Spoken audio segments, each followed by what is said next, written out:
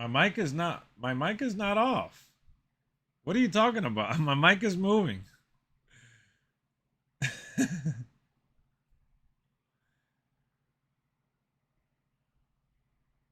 You guys are capping, man. Why y'all trolling me right now?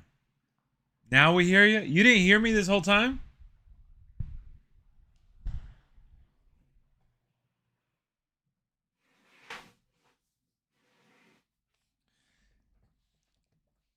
That is so weird. So because I switched my setup to the living room and I brought it back here, um I had to like make some adjustments. That's why I was taking a second to go live. But I was making some changes to the settings and everything was looking good. I wanted to do a check before going live because I didn't want to ruin the live stream. Well, either way, thank you for pointing that out. I appreciate y'all. Especially at the start of the stream, it's very important that we kick things off and you guys can hear me. Everything is clear. I mean, you guys can see me, right?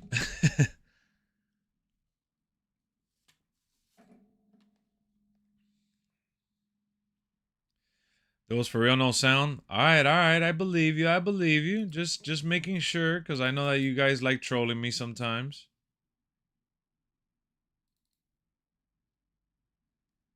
Sometimes y'all like messing with me.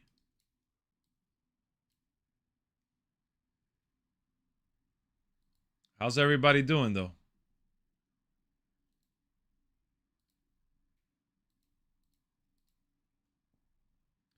Unfortunately, JK. Wait, what?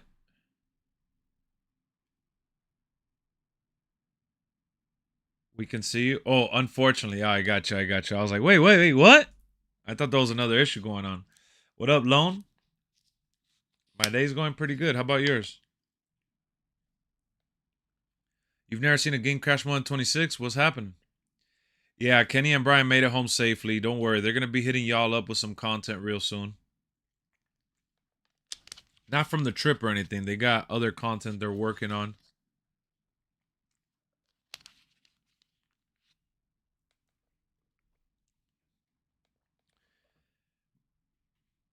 Stephanie is broken, but what's going on? What is it that you're dealing with right now? What's happening to you, man? Tell us your frustration and all that it entails. We're going to be playing some WWE 2K in just a second, just a little bit.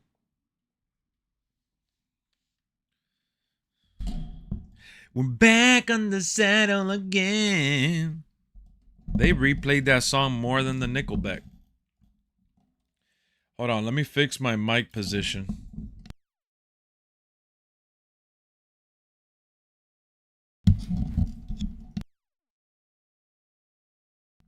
There. Oh.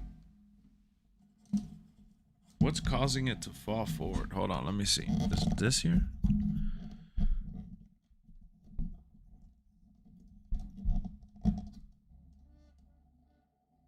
I think the spring got stretched out a little bit. There we go.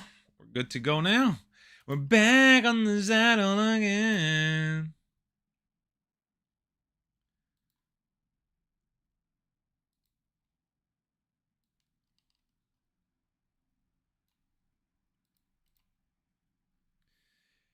The game also crashes when using Vakir. The Beast retired? Yeah, I don't know. It's weird because Paul Heyman said that he didn't in a TMZ interview.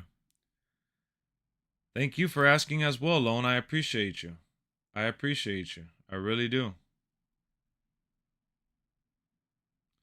We're back on the saddle again. Alright, so I'm just setting up the chat on my screen. Putting a little background. Just a little hangout. Alright, so let's start off with WrestleMania, right? Let's start off with WrestleMania. How are you guys feeling about WrestleMania and all that?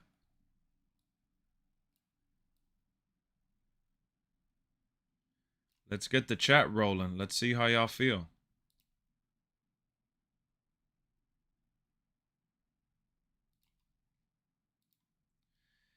Back on the saddle again.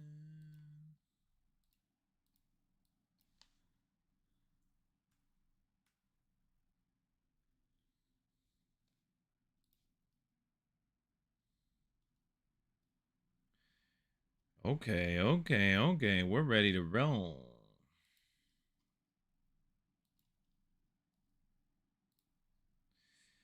Not today. What happened, Drek? Nintendo 6. Wait, Nintendo Switch 2 is now unplayable? What happened to you? Also, the game doesn't crash when I play Myers or the Island. I hope you hit 20k soon. What up, Landon? Thank you, man.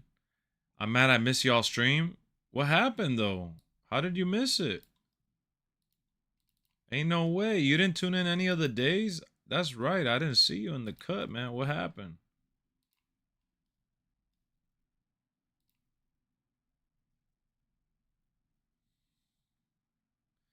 We didn't see you live in the cut. Braun got busted crazy in the top of his head, too. He got popped. That was on Raw, though. I'm asking y'all about WrestleMania, man. How was your WrestleMania weekend, chat? Damn, nobody wants to socialize anymore. A little small talk. Y'all being quiet and shy tonight.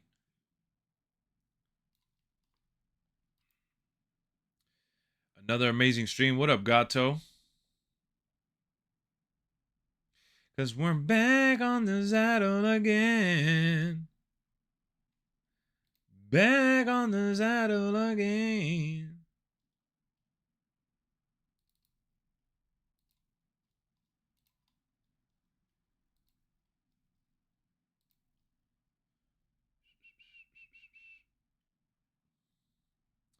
I guess I'm gonna just jump into the gameplay, man. I thought y'all wanted to talk about wrestling tonight. Seems like y'all a little sleepy. Let's get into the game.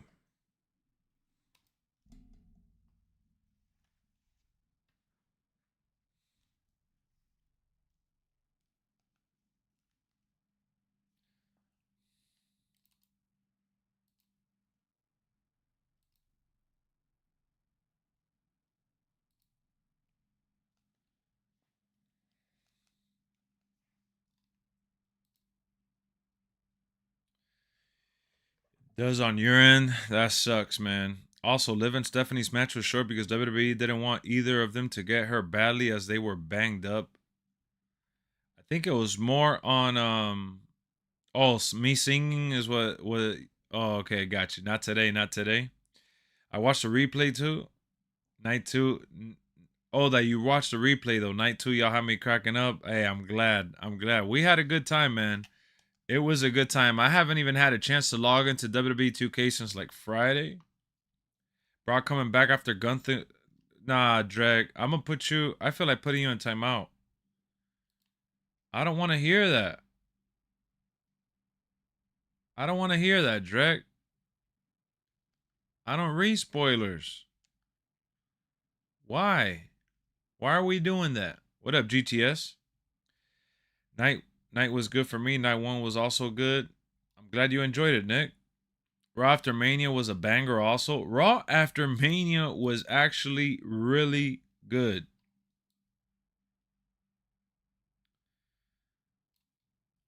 Raw After Mania was really, really good. What up, VJ? What up, Omega?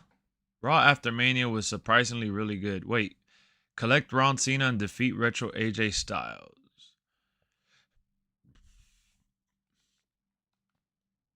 I didn't do any preparation for this stream. But I see we got 2 challenges that are about to end that we get some faction points. And then we got another one with the Brock Lesnar Obafemi stuff.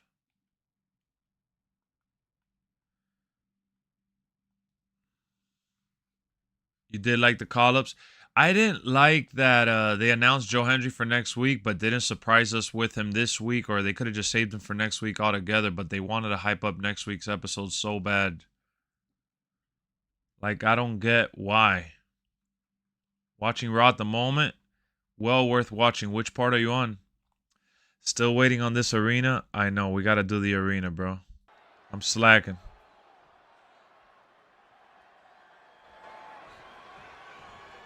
There's the... Hold on, making sure this is not too loud for y'all.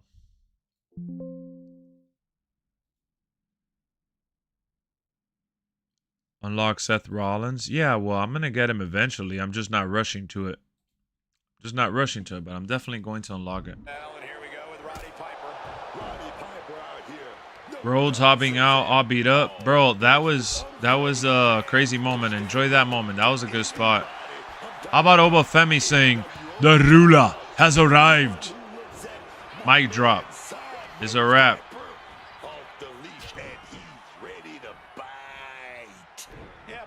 Yeah, we're definitely getting more call-ups on SmackDown. You could just feel it. I just hope that these characters don't get lost in the sauce, which we know some of them will.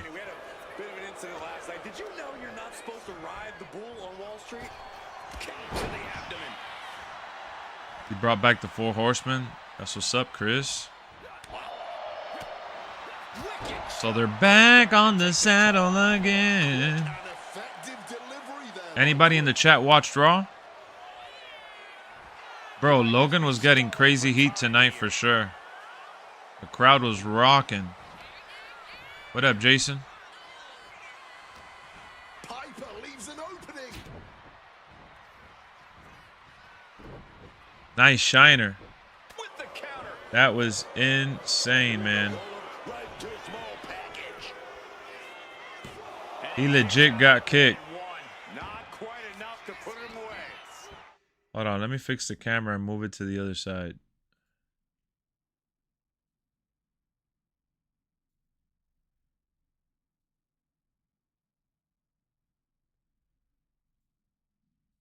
There we go.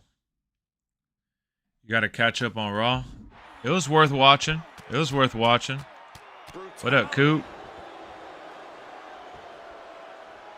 Backlash PLE looking pretty stacked. Well, we only have one match announced so far, man. GTS, if you don't want to get Raw spoiled, I suggest you finish it and then come back into the stream. You're like almost at the halfway point, and if you skip commercials, you'll be back in here.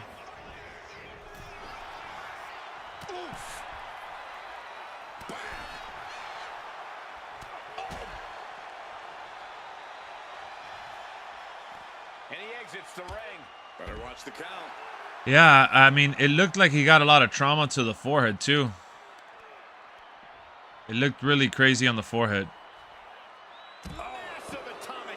You add the My Rise guys to NXT? Oh, that's an interesting idea.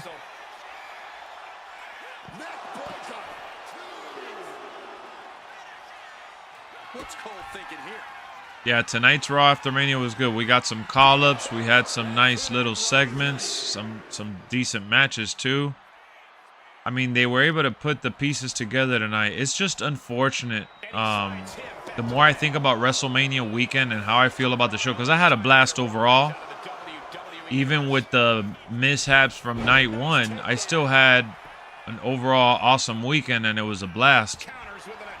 But I feel like it's really hard to get past the fact that the ads and TKO and like all that extra stuff ruined it. You get me? Like, the extra stuff made it to where it should have been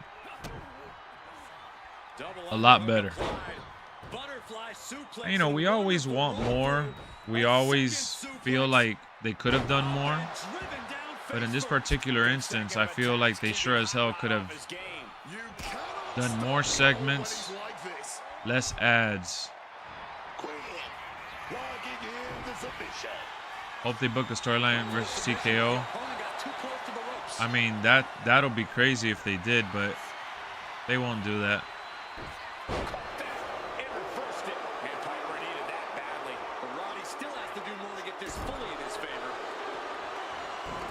Yeah, the chemistry with Chelsea Green is awesome, but my biggest fear for Ethan Page is that he's gonna be another like jokester, Chelsea Green, Miz type of character.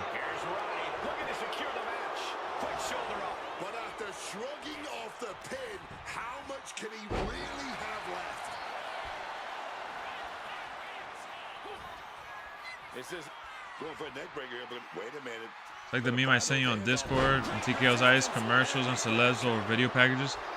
Yeah, bro, I saw that. I also saw the 5-minute conversation that somebody at a school asked the president of TKO, like, oh yeah, all the information's out there, so now people know, and you know, this is a business. Like, he basically said a whole lot of nothing, bro. It was a lot of word salad to justify all the money that they're making and all the money decisions that they're doing. So that's all they're doing, justifying themselves. And they're basically saying, oh yeah, we're gonna alienate some fans, but we'll gain other ones. Like, what? So you're going to take this moment to say that after people are like super disappointed with their approach?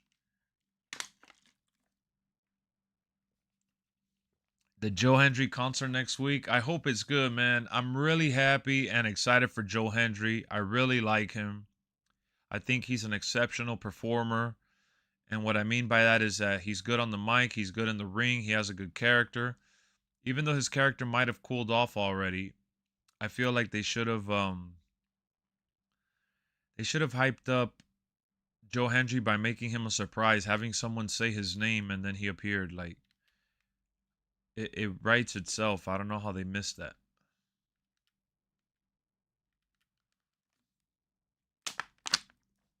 Like, their writing feels kind of lazy sometimes. They could have just said, can you imagine this guy being like Joe Hendry? And then the announcers, oh my God, he said his name. And then he appears. Look, since we're talking about Joe Hendry, I'll play as Joe Hendry.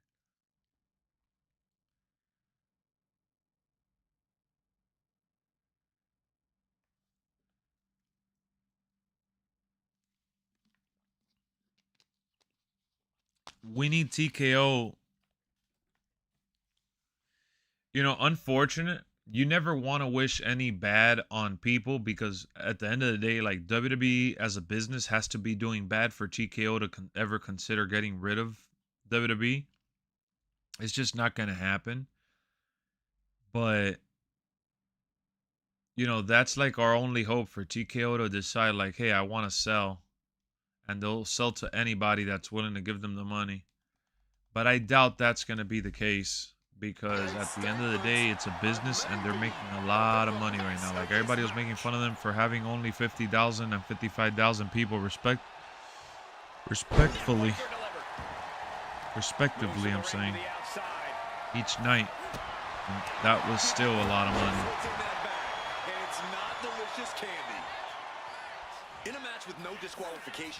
Well, yeah, it's going to be the same case for 2K as well. If they lose money on the, like, let's revisit this in a few months. I mean, what are we going to revisit? The stadiums are getting packed. They're still selling out. And if they don't sell out, they get close to selling out. Look at WrestleMania.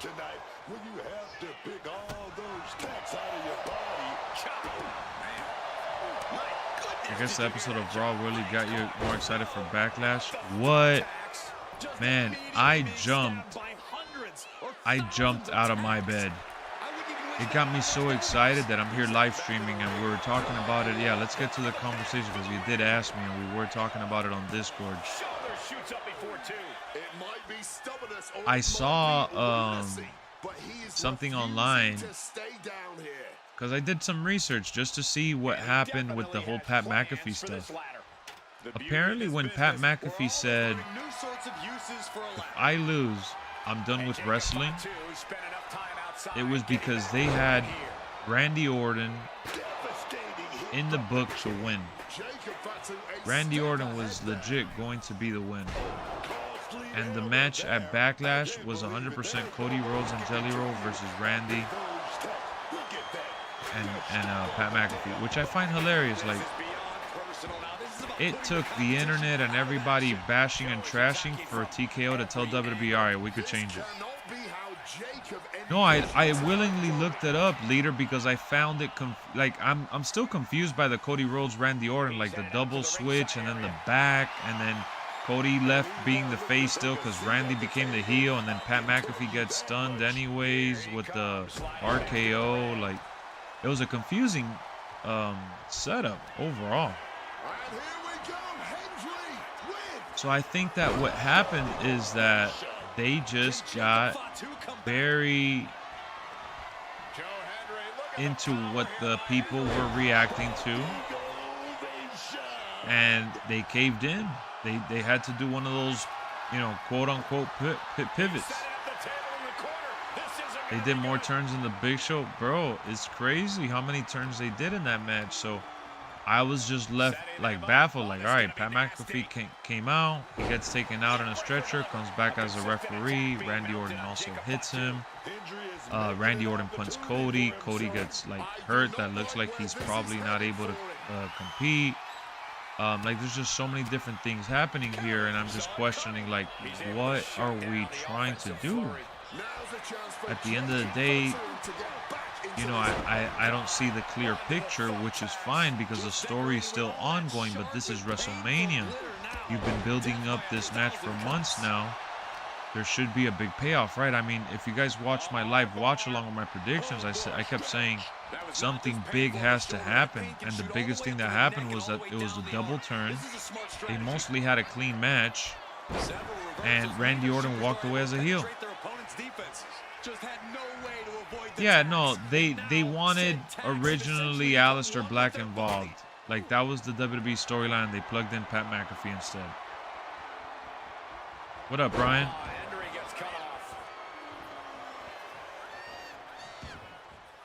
He's looking to take things outside the ring now. If Orton is seriously injured, that's crazy. Heading back into the ring now. Joe is attacking from every angle. Yeah, Liv Morgan and Stephanie Vaquer are going to have a rematch, it seems, based on what happened on Raw. But yeah, I saw the breakdown of the Aleister Black stuff. It would have been good for Aleister Black. That's a nice way to put Aleister Black over, and it makes a little bit of sense. But honestly, as much as I like Aleister Black, it would have been just busy work and adding layers to a story that didn't really need additional layers, which is the part that's confusing at the end of the day. Here we go, baby. This is it. Standing ovation. Hold it out one more time. That's what makes this all difficult to process. The attacks will not relent from Hendry.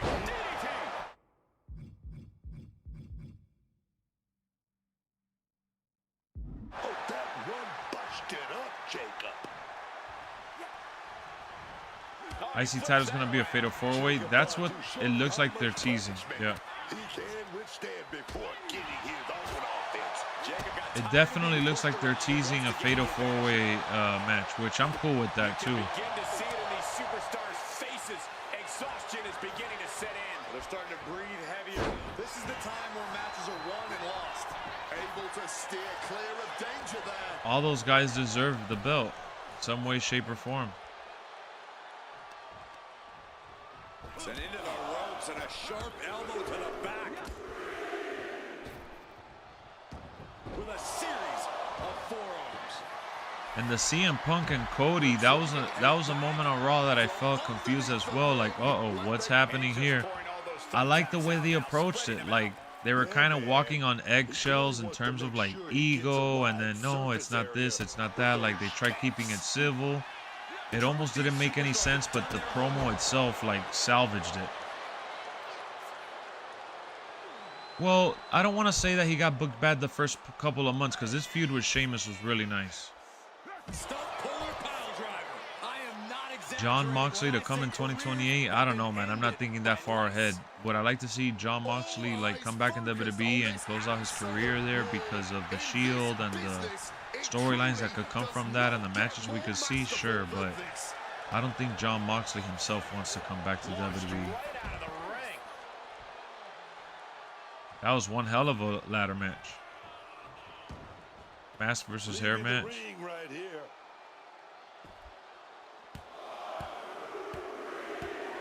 Just bludgeoning their opponent. That was a vicious display. You can almost see he has a movie coming out in September. Oh no, I meant for this year, January, March. What do you mean? Wait, what do you mean?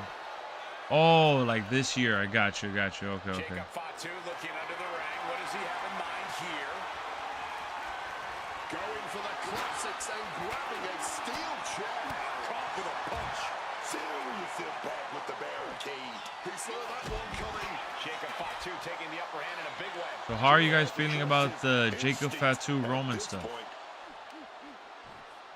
I personally was really excited to see the Usos by the gorilla position and Roman telling them to, you know, to the Usos to come out with him. Like, I really enjoyed that. When I saw Jacob come out, I'm like, oh my God, is he joining the Bloodline? And I love that the feud reminds me of Jey Uso versus Roman. Remember that if Jey Uso lost, he had to join him? I've been waiting for that match for a while. The way Jacob said I need it, and the family, and that Roman said, like, it's almost like Roman is trying to, like, see if he could mentor him to pass the torch in a way.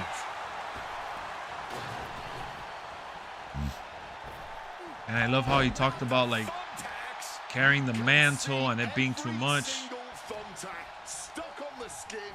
I saw it spoiled on Instagram earlier. Oh man, I'm so sorry, bro. I didn't get it spoiled. I stayed away from everything. And then I started watching Raw a little bit after it started. So I didn't get to watch the ads. I took off all the ads and it was awesome, man. I'm telling you, you guys would enjoy. If you guys are watching on Netflix, like legitimately watching on Netflix, all you got to do is tune into Raw roughly 30 minutes, 40 minutes after the show starts. And you could start from the beginning and skip every single ad and just watch the show with no stops, bro. No ads to pull you away. Like you're watching a pay-per-view. Say what you want about Brock, but that was a dope. That was amazing. 10 out of 10 promo package. No, there's nothing to say about that. I can't even lie too.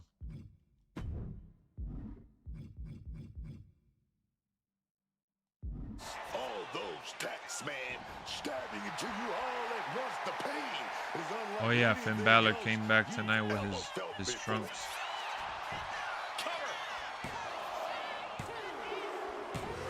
Finally, it's over.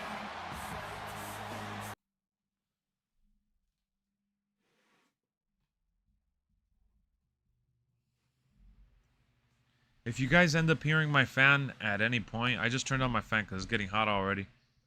If you guys hear my fan at any point in the stream, let me know, please.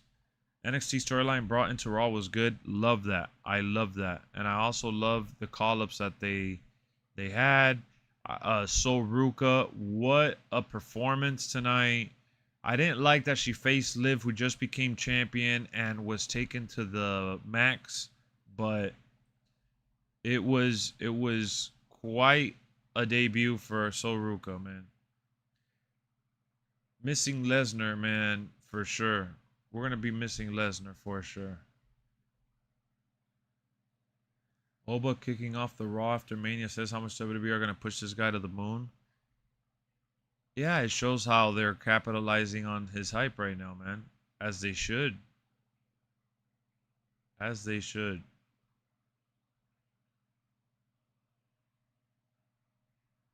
Oh my God, let's talk about the Profits. That was another part of Raw that I popped.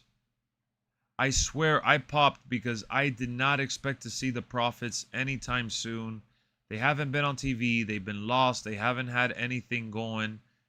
And when Paul Heyman said that the tag division was coming back, or that the tag division was back, I was like, what are they saying? What are they doing? Because I don't really feel that way.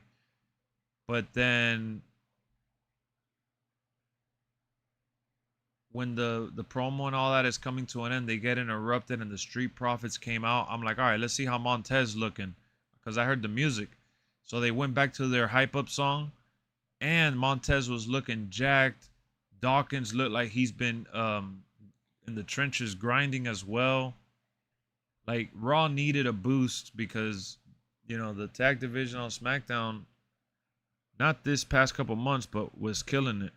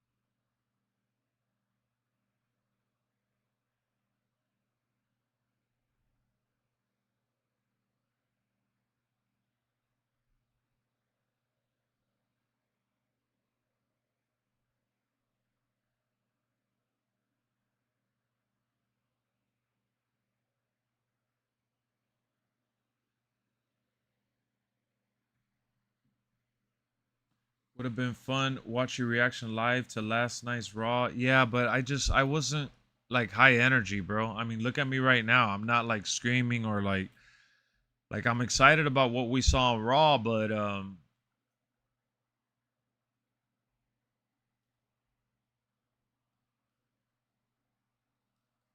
yeah, I enjoyed it. I enjoyed it for sure.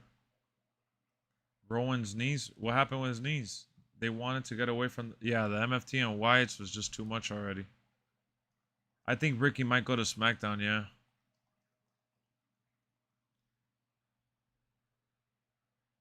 Who's the NXT champion? I don't even remember right now.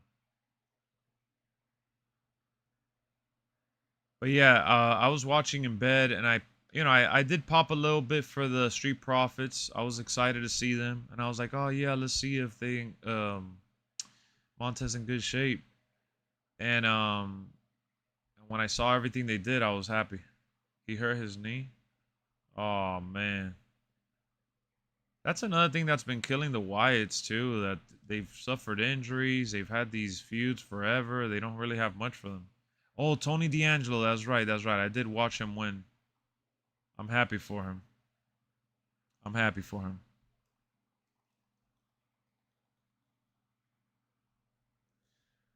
I'm happy for him. I like the change, but it also means he's not getting called up, you know?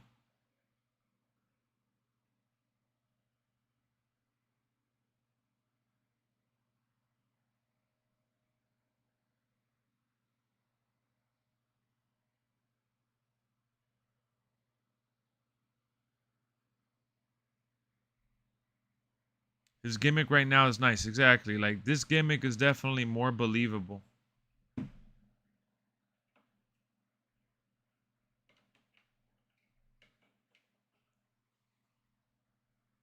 Did you want to see Justice get truly inducted to the Hall of Fame? Um I felt like they showed like a small video package for him, but the thing is that they did it was like a legacy or something. Like they gave him the recognition that they give to people that get inducted even if they're not in WWE. Like they've done that for people that haven't wrestled in WWE but have had accomplishments outside of it. I don't really get that considering that he was in WWE, but as long as they would have showed a decent promo for him and given some time to to have the induction, I would have been okay with it. But a lot of people are unfamiliar with the fact that WWE inducts multiple wrestlers sometimes behind the scenes without even presenting it on a show because they're not popular enough, I guess. I forgot what they call it. It's a specific name. I don't remember right now. Yeah, the Italian mobster had a very low ceiling despite being a great character and considering that they don't really have characters like that.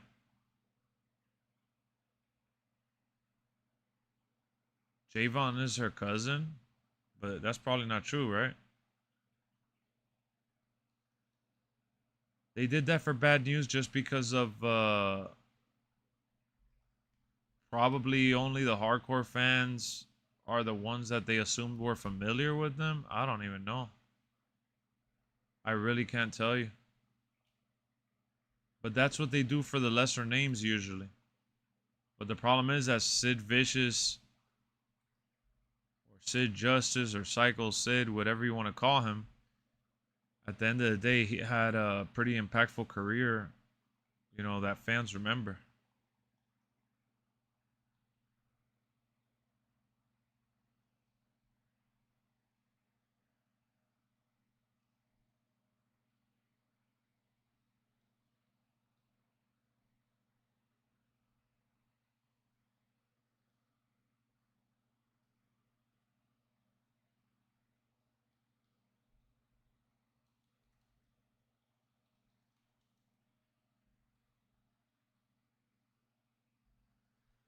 Those inductions are like the old ones.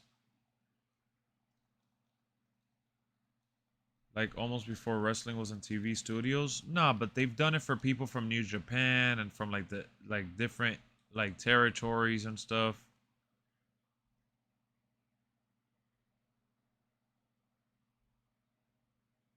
There has to be something behind the scenes that happened that calls for them to plan it out like that. I don't know if you guys noticed, but Jimmy Hart talked for the Andre the Giant battle. I said battle memorial, but for the Andre the Giant versus Hulk Hogan match, it was Terry Funk. I mean, not Terry Funk. Oh my God, Jimmy Hart. Jimmy Hart talked, and that was it. They didn't let Hulk Hogan's son talk or Andre the Giant's daughter, and it wasn't like when Bret Hart was able to talk. And you know, you don't know which person wanted to say something or not. We do know that the son was upset and took it to social media, though. I did see that. But was it the entire family? You could tell Rodman missing Hogan. I think just Rodman is a loose cannon, and he, you know, he was definitely emotional. But he even referred to the Hall of Fame as like if he was doing them a favor, like as a gig. Like, I don't know. He was all over the place with his stuff. It was nice because it felt, if you could feel that it was heartfelt in his own way, but he was definitely a little crazy. Oh my God, bro, I couldn't get in the ring because my own freaking partner was in the way. What up, Kev? They're definitely going to do a tag match with Rusev and Ethan. What up, Blake?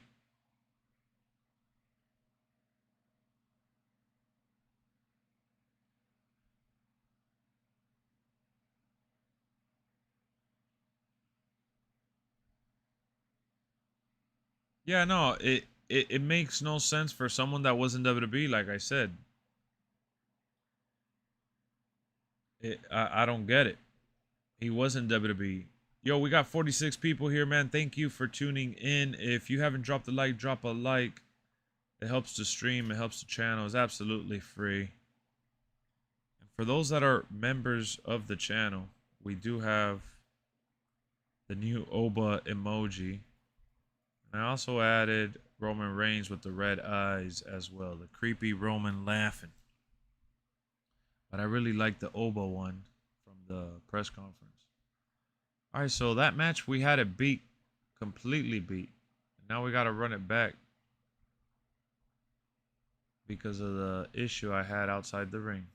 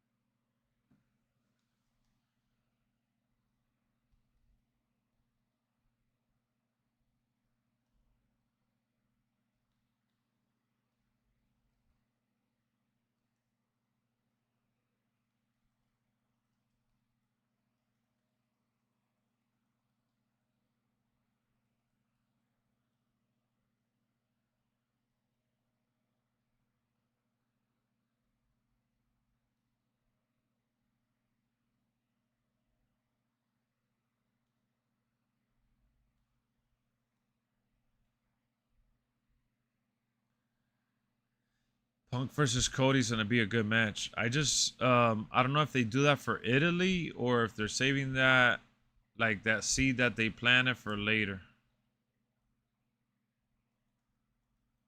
And does that mean that Punk ends up on SmackDown?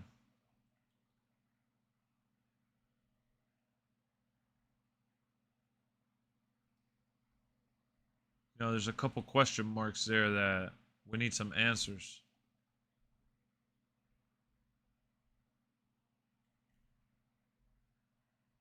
What up, Zachary? Yeah, I thought it was weird. Like, it's okay to have superstars from SmackDown, but having um like superstar, like they just won the tag titles and they were on Raw. That shit just makes no sense. That part was a bit confusing. It just shows that they didn't have nothing for them, and they didn't even let Paige cut a promo to, like, a return promo. That shit, yeah, you could save it for next week, I guess. Raw tonight was stacked as is.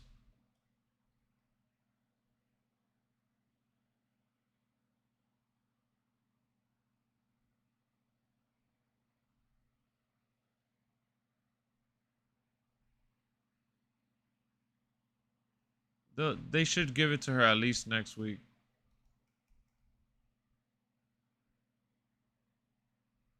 I mean, Joe Hendry got called up to Raw and he didn't come out, and they announced him for next week, so it's good. The show goes on, you know. There's more programming. That's the beauty of it.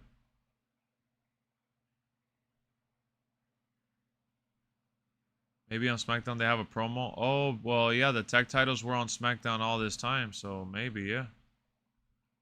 That's another thing.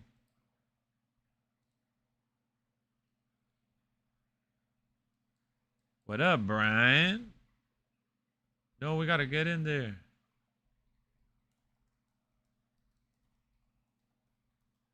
ISO Speed's gonna be added as DLC. I don't know, man. If they add him, they better add Paige and someone else, because I don't know. Remember when they did the tease for the Prime bottle and it actually ended up being the Prime bottle instead of ISO Speed that everybody was guessing? Which I thought was hilarious.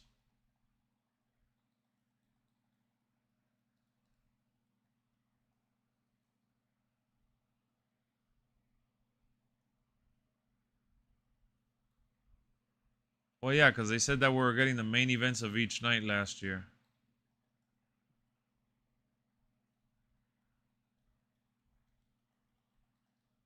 Yeah, I was shocked with people asking me what I thought about Paige signing with WWE, but, you know, it's one of those things that you can't believe it till you see it, and the fact that it ended up happening the way that people asked me, I was like, damn, this is dope, but I wish I didn't know about it. That was the feeling I had. I wish I didn't know about it. It would have been way better to me if, like, it was kept quiet, but I don't know how that leaked. Well, yeah, the storyline is looking like they're sending Punk to SmackDown with Cody kind of creating that separation there. Which is funny because in May there's 2 pay-per-views. There's Backlash and there's Clash in Italy, which means that they gotta save one for the other, you know? But what I love is that they announced the possibility of having Roman and Jacob.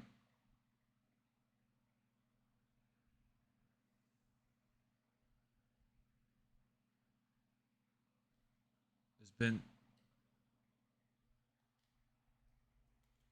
I got caught up with that stupid ass move again. I forgot that it was then. Should the draft come up soon? They didn't do a draft last year.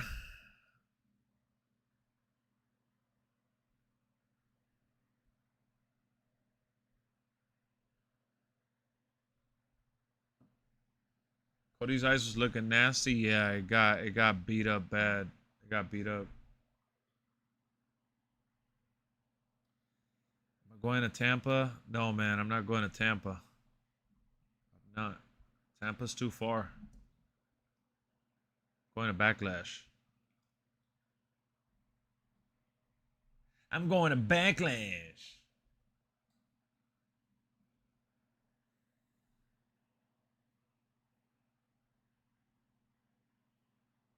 All right, let's see if we get this little win here. I don't even know why I'm doing this one. I guess just to get out the way.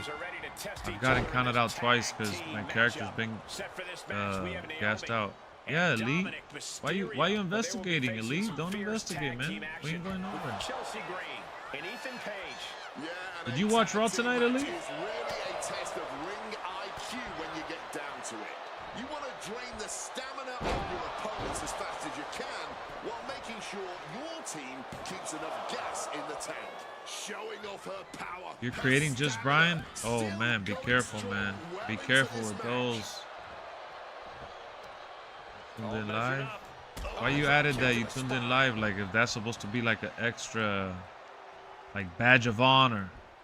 You tuned in live. That means that you were watching the ads, and I'm sure you was spacing out, man. I was locked in. So Ruka was good. She did awesome, man. She did really good. You got an ad? Well, at least you hadn't gotten an ad until now.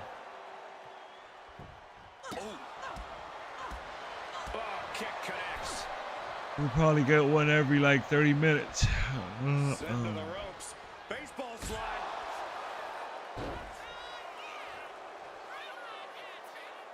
You know, I didn't even have a video prepared for today, and I remember Omar asking me in Discord, "Hey Lex, you're gonna do the live watch along for Raw tonight?"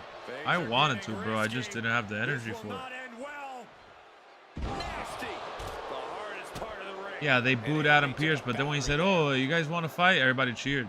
You guys, I never watch any of the shows anymore. I just normally catch the highlights on X. Yeah, I watch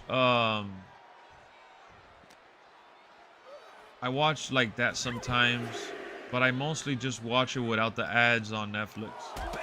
She flipped that attack around. Especially like when we're getting close to the pay-per-view, like Naomi just adding sometimes I'll skip one here, one there, but I don't really watch shows live anymore, bro. Except for PLEs, of course. PLEs are the main ones. And then there's been a few occasions that people ask me, "Oh man, you're gonna do a live watch along?" And I'll do it every once in a while, but yeah, they change their reactions immediately. He's like, "Oh, don't you guys want to see a fight?" I just think that it's too many ads, bro. Especially like when they move to Netflix and even the USA Network before. I was always watching it on some, before they went to Netflix, that it was so easy to watch everything like now. I was watching it on some of the websites, like despite even having the channel, like I could watch it on USA Network live, but I just wouldn't watch it live because you can't pay me enough to watch something that's 2 hours of entertainment but turns into 3 because of, you know, like 55 or so minutes of commercials. I'm not at that stage anymore, man. I'd rather go do anything under the sun than do that and then just watch it later for 2 hours real quick. And if there's like a super filler match that's going nowhere or something that I could give a shit about, then I'll skip it. But it just depends on what I'm watching. I don't force feed myself that shit, bro. I can't. And I'm not a background watcher either. Like, I feel like when I have it on in the background, I don't really enjoy it.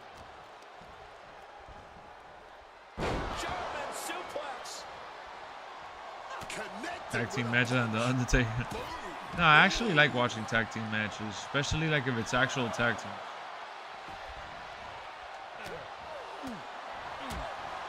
Like I can't, like I've skipped more recently some female matches, but for the most part, I've watched a lot of the stuff because, you know, especially for like WrestleMania, most of the show is packed with stuff that's gonna build towards WrestleMania. I was thinking about that same question today. I honestly don't know, but I do know for a fact that I love 10 out of 10 the CM Punk entrance, Roman Reigns entrance, Cody Rhodes entrance, Oba entrance. Like even Oba didn't have anything but just the crowd and the music, and he did the strut the whole way. They didn't rush that. You know, at that we're at the point where we gotta give credit even for them not rushing shit. My biggest takeaway from this weekend overall is that it is becoming worse and worse with TKO interjecting themselves. And I think it's hilarious how the president of TKO was asked directly about it, he just holds zero accountability and said that is just the world we live in, and that and you could tell they're okay with losing fans, and they're okay with gaining the fans that they're trying to gain right now, because at the end of the day, they're trying to take WWE to the next level financially and entertainment wise, and they want to make it like a celebrity mashup experience. They want to make it, you know, they want to emphasize on the things that's going to bring them more sponsors and more money and more brand deals. I don't agree with it, but I gotta find a way to enjoy it until I don't, you know. That's the best way I gotta look at it.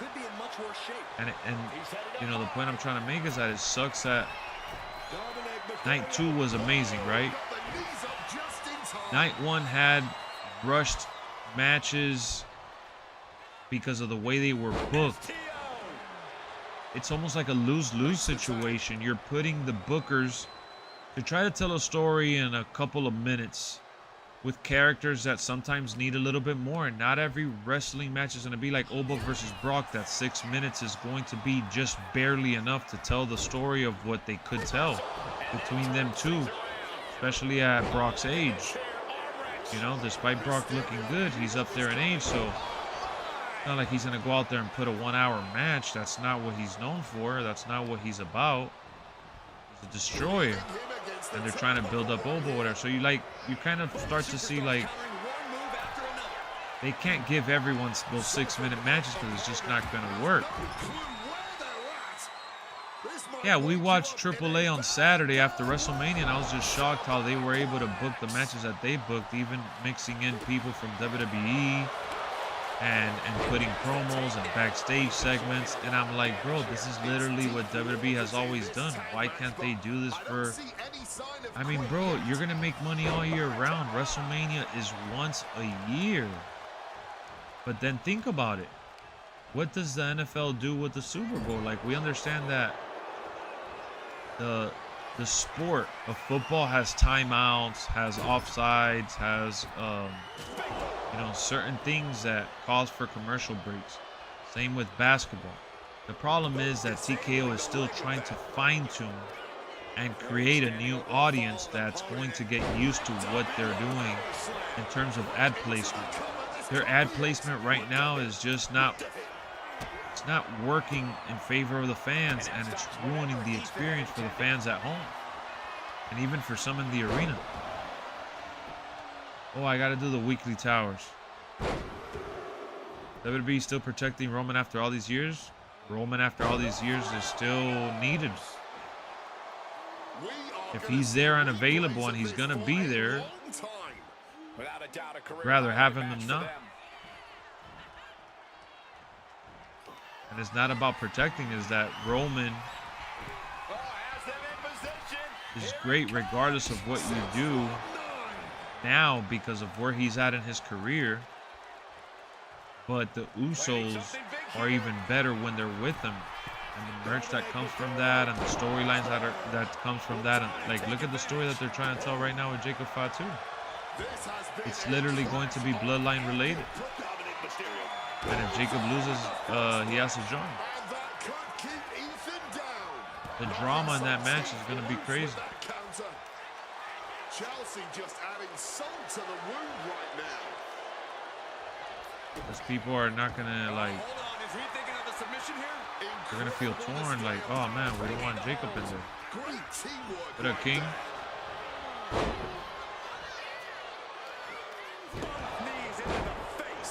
So they got to find a way to make it.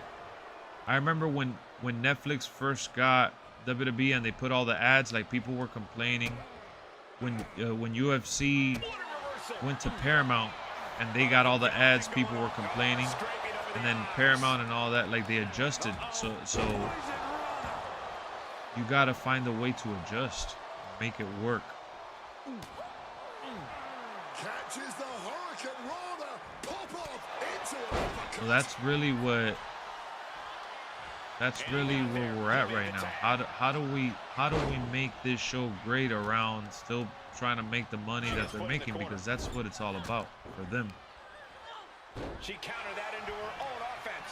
It proves Punk's point, but what do you mean? He still beat him by himself at WrestleMania. Nobody helped him. And Punk, out of all the wrestlers, Punk's point is kind of crazy, because Punk has said so many things that he's gone back on.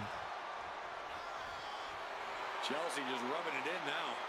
From a real life standpoint, from a character standpoint.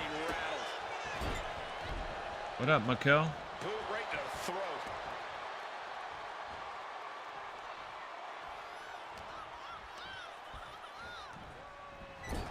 And plus, having the Usos together, like that environment, like you give everyone something to do, and you give the opportunity to other people. Like, yeah, she is really looking out of sorts here.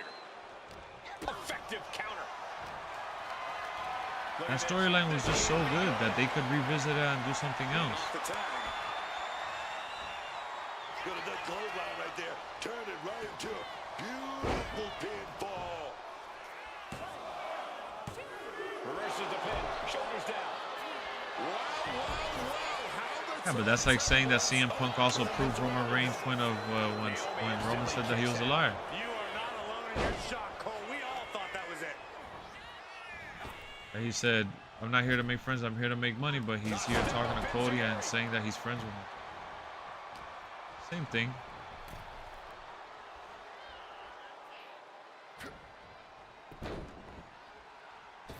Oh, from the rope. Here we go. Beautiful swinging neck breaker.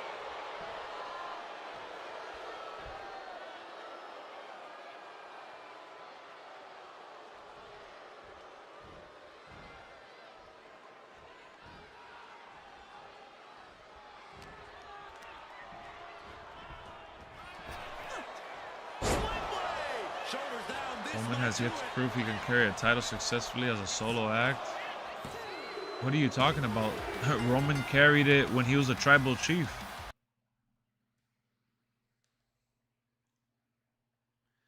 Before the Bloodline stuff, he was by himself.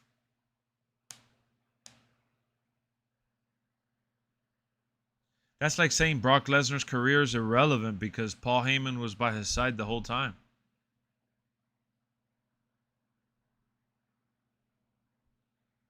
Yeah, no, but you don't understand what I mean. When he was the tribal chief at the start of this, before the Bloodline existed, he ran months taking the WWE out of poverty during COVID.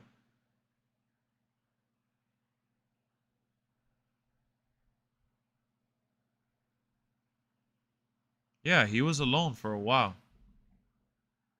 Then he did the J feud and all that stuff. No. No. When he said when he beat Edge, Daniel Bryan, and stacked them, smashed them, stacked them, he was by himself. There was no interference in that match that they helped him beat him. Nobody watched during COVID? No, you're wrong. It transitioned into WrestleMania when he did the Smash 'em stack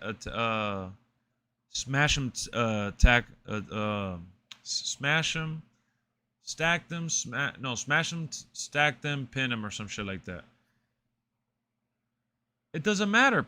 Brock Lesnar had Heyman. CM Punk has had Heyman. CM Punk's run with 400 something days was with Heyman.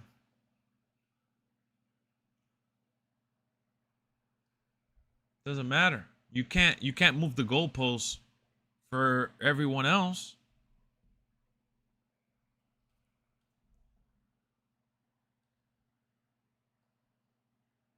That's like saying the Hurt Business didn't matter because they got together during COVID. That's just silly to say no one watched when every time Bobby Lashley teased getting back together and they got back together with a crowd, they were getting big pops because everybody during COVID fell in love with them. So, like, if you're going to say that for one thing, you got to say it for the other too, you know?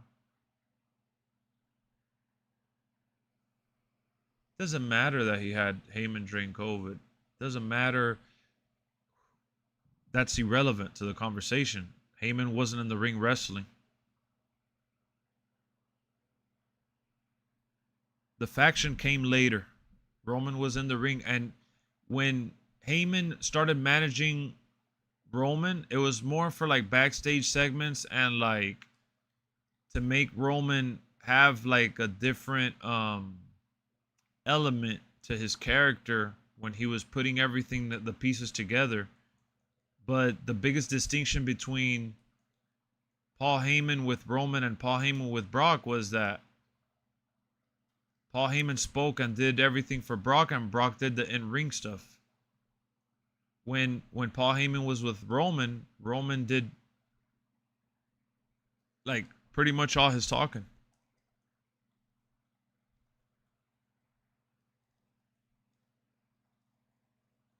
He's running that back now because the big match that's gonna happen and eventually come together is The Rock versus Roman, because it's all about the bloodline. It's not that crazy to understand, and it's not that crazy that they're running it back. He already said why he was running it back. He already said why he came back. He already said why he needed to be champion. Because WWE's fallen off and he needs to carry it again. He was dropping hints throughout all the promos versus CM Punk.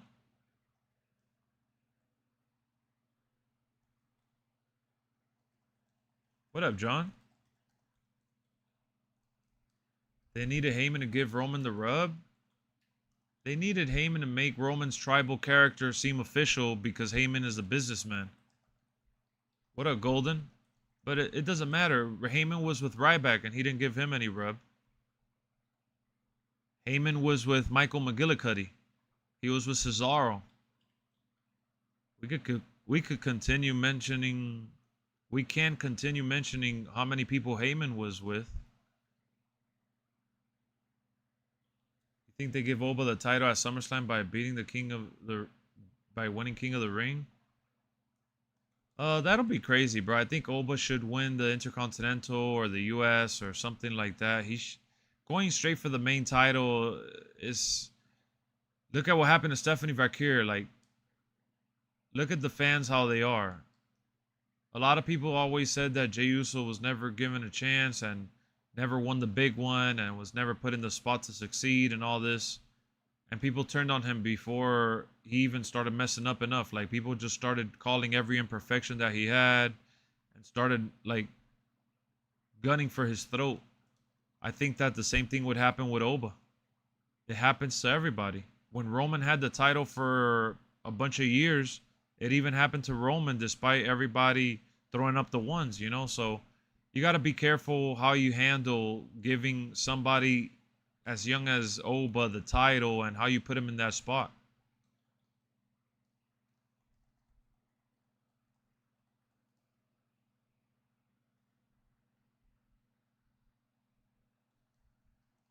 Those guys didn't have layers. Roman did. That's where you're wrong.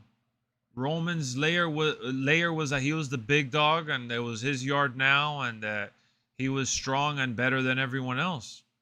See, you're thinking of Roman with the bloodline and all the stuff he did afterwards, and you're not accounting for what he did through 2021, and I think it was the back end of 2020.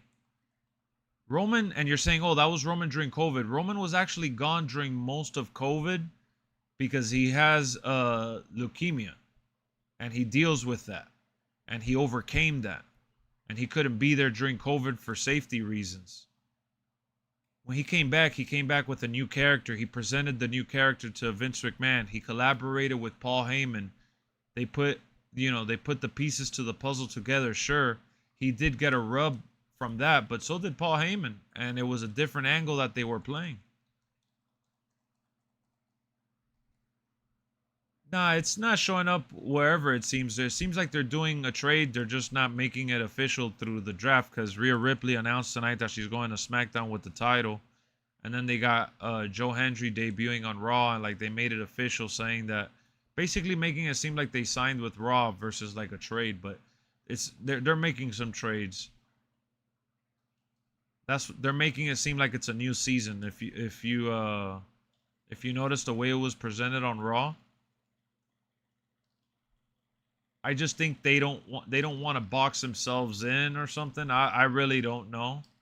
I like the draft. I like when they announce trades. I like when they make it seem official versus just making it feel like this person showed up and we're automatically supposed to assume, like now we're assuming that JC's going to the blue brand because she didn't show up tonight.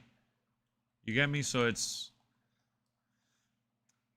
just to give them wiggle room.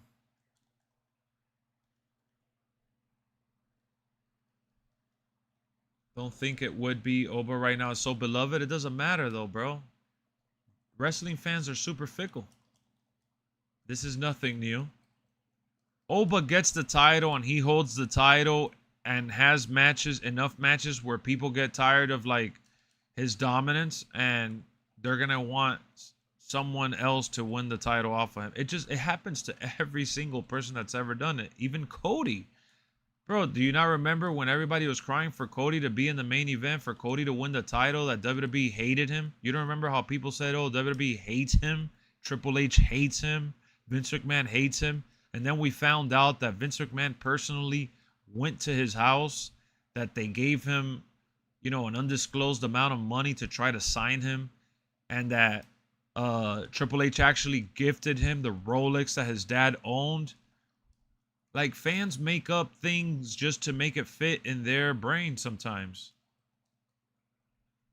Like, you have this dude saying right now that COVID didn't matter and that what Roman didn't matter before and all this other stuff. Like, if Roman was there during the thick of COVID, without realizing that Roman wasn't there during the thick of COVID, and that Roman also didn't have the bloodline always.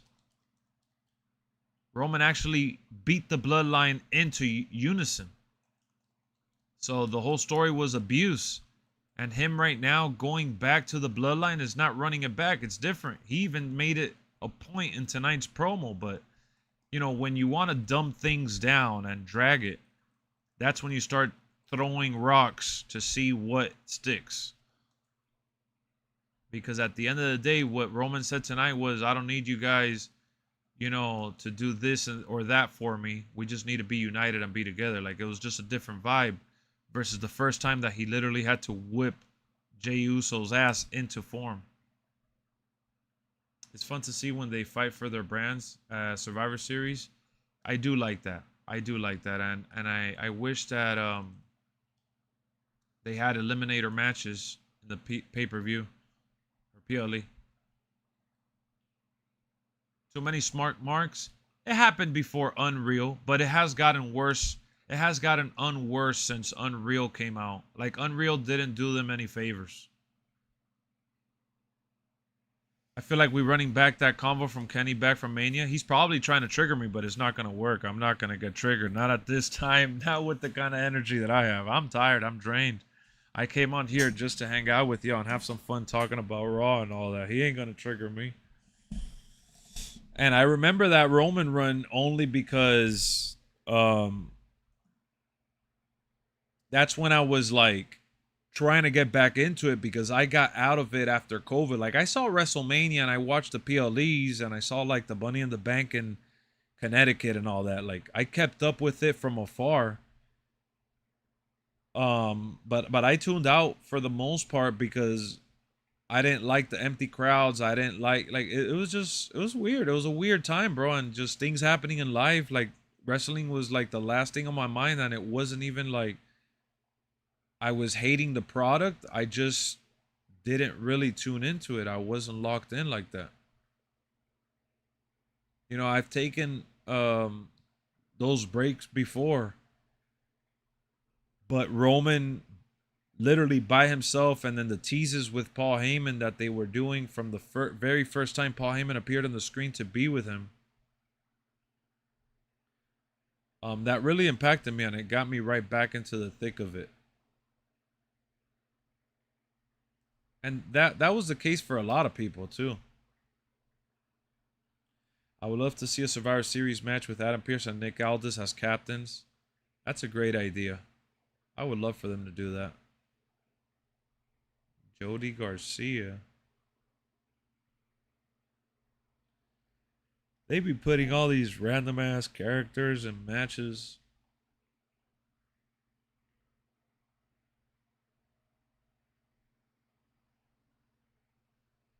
I don't like how they ruined the SmackDown division. It was getting good before the Y6 and MFT shit. Oh, the tag team division. Yeah. No, it wasn't getting good. It was good. Like the tag team division on SmackDown was amazing, and on Raw it was non-existent. But here's the thing. One thing that I've noticed with WWE is that they've always tried making Raw a certain way and SmackDown a certain way. For whatever reason, whenever SmackDown's tag division is doing really nasty work, Raw's tag division ends up being weak. Whenever Raw's tag division is doing nasty work, same goes for SmackDown. It ends up being really weak.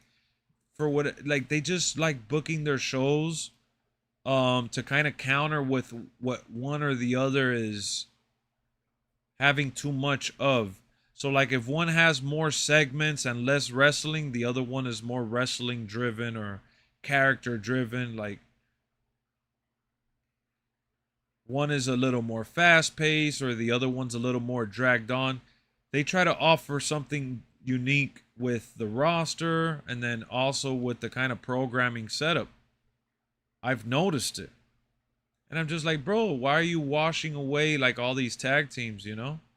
There's more tag teams than just the New Day. Don't get me wrong, I like the New Day, but there's more people out there in your own division that you're just sitting on. Yeah, the Wyatt Six stuff, they had I'm not gonna lie though, they've had really, really good matches, but it's time to just let it go. I feel like the MFT storyline within with Tamatunga turning on them and possibly facing Solo Sikoa and Talatunga, like I think that's more interesting than any of the YS6 stuff they could do right now. Yeah, it is demands of the network. You're right. The network, that's another thing that we can talk about. So, one thing that I was telling, you know, everyone pretty much was that Netflix has the international deal with WWE, right? Internationally, they don't really have ads except for their own ads that they're promoting their own stuff on their own show. That's not a network advertisement. So the biggest problem with WrestleMania is that in between matches, the people that were watching on Netflix, which I'm one of them, hold on. The people watching on Netflix had the Hulk Hogan documentary ad running back and the Be Right Back screen. And those ads were long as shit. Like the ad times. And it's because they were catering to ESPN. Now, this is another thing that you need to understand.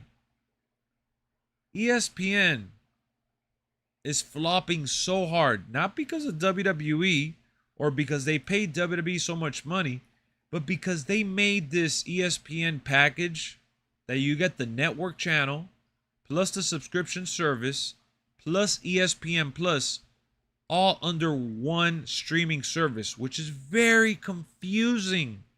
It is so confusing even for me that I understand it. So you end up struggling with subscribers wanting to pay $30 a month for something that has no package breakdown. It's $30 for sports. And if you only want it for WWE PLEs, it's like you're paying $30 for a WWE PLE every month. And that hasn't been the price for a PLE in so long. So they're giving you all this extra content you're not even going to really watch. And then guess what happens? They have to compensate for the money they're losing by shoving all these ads, and WWE has to compromise their integrity of their show because you have to satisfy the network that paid you the guaranteed money. That's the way the business works. Netflix Remember back then we had pay-per-views back then. Back then, pay-per-views were based on how many fans ordered the pay-per-views. So they didn't have any ad at all. Zero, nada. Barely any WWE ads themselves. It was only to give them time to clean the ring. It was only time to give them a chance to get the wrestlers ready. And that is pretty much it. But they didn't have ads because of the pay-per-views, right? So the pay-per-views then got sold as a package. Peacock ends up buying it. See, the thing about Peacock is that Peacock was just starting off with their own app, and they wanted to bolster their content, and they were charging about $5 to $7, and that was it. Then ads started being added, and the prices went up, but it was still good value, because who doesn't like watching movies, TV shows, and other stuff that Peacock had, along with the entire WWE library? Like WWE Network, all their old shows, some WWE movies, all that went to Peacock. So you were getting bang for your buck for just $5 to $7. Then it became $10 eventually, right? Point is, they weren't bleeding how this new streaming service with ESPN is bleeding. ESPN packaged all this technology and all this networking they have. It's like, I'm going to give you an example so you understand a little bit better. It's like if Peacock was shoving down your throat for $30 the Peacock streaming service with the USA Network channel, with NBC, and with Sci-Fi. Those are all channels that Peacock is under the same umbrella with. So if they gave you the networks, right? Sci-Fi, USA, NBC, and Peacock, you would have had to pay $20, $30 for that monthly. But they didn't do that. They separated their content. They're like, Peacock is Peacock. Our networks are our networks. And that's what we're going to do going forward, because Peacock needs to be its own streaming service. ESPN didn't do that. ESPN already had ESPN Plus. That's why people were confused. ESPN Plus used to be $5 a month, and then with the ads and all this other shit, it went up. But the thing is that ESPN Plus literally just had documentaries, a couple of UFC stuff here and there, like the fight nights, and that was pretty much it.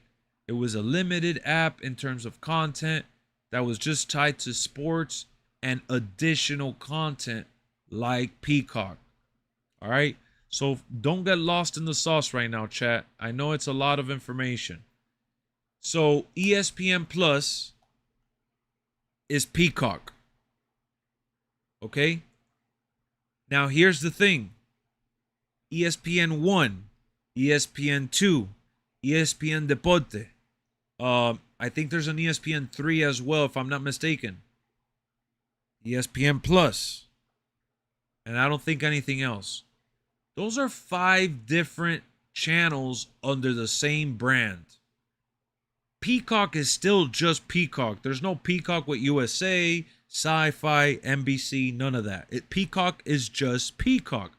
So now with those 5 ESPN branches, ESPN Plus, ESPN 1, ESPN 2, ESPN Deporte, ESPN 3, those things are all under the ESPN Unlimited streaming gigantic app.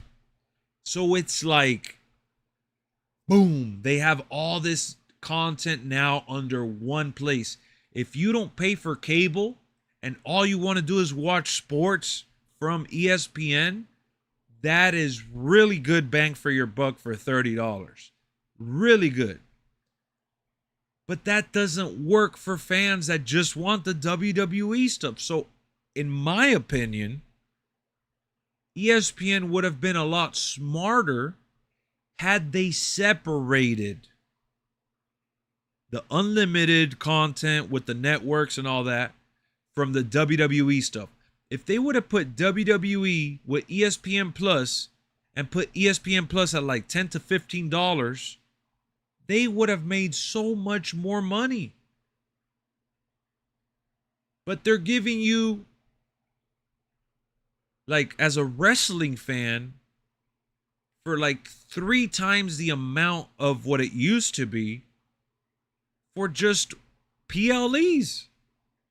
Who wants to pay $30 for just PLEs?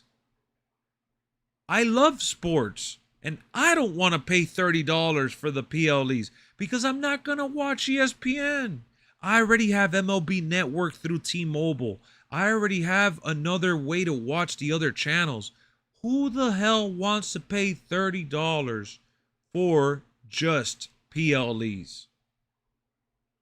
If it was $30 for Raw, SmackDown, PLEs, all the other shows, then that would be amazing because it's the whole WWE network with maybe, hopefully, no ads, you know, and it would just be basically everything that they ever did.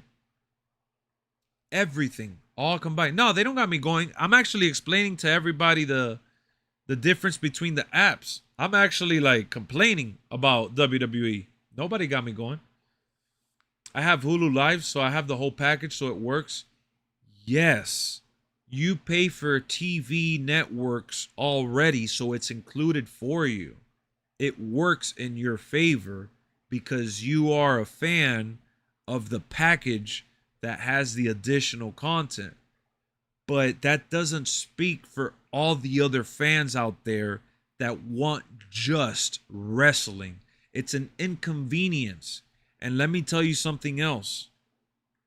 There are more wrestling fans that are going to pay for this shit for just wrestling in the United States than outside of the United States. That's why outside of the United States, everyone has all the content on Netflix. Because it's simple. Outside of the United States, that shit ain't gonna work. That shit ain't gonna work. That's it. But in the United States, they're killing us with the ads. They're killing us with the subscription service to ESPN. You also gotta have Netflix. Keep in mind, WWE right now, to watch Raw, you got to pay at least, what, $15, $20 for Netflix? You got to pay $30 for ESPN? And then you got to pay for USA Network some way, somehow, get it in a package with some company. I don't even know how much that's going to be valued at, you know? See, Bishop, you sound like you work for WWE right now. That's literally what the president of TKO said. That's what everyone's doing. It's the world we live in right now. We're going to lose some fans, but we're hopefully going to gain other ones. WWE right now is accepting the fact that they're going to lose fans over their money tactics because it's the way the world is now. And another thing that I'll tell you that guy from TKO said that was wrong. He said that WWE was never a public trading company in the stock exchange. He is the president of TKO, and not even he knows that Vince McMahon took the company public.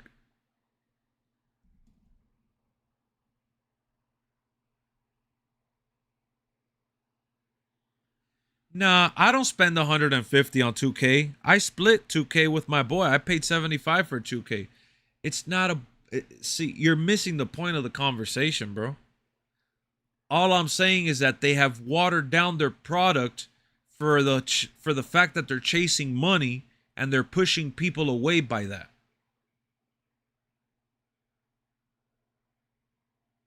Once it went public, it was... What do you mean, though? Vince McMahon took the company public in the early 2000s. That's nothing new. They've been running ads on WWE forever. That's nothing new.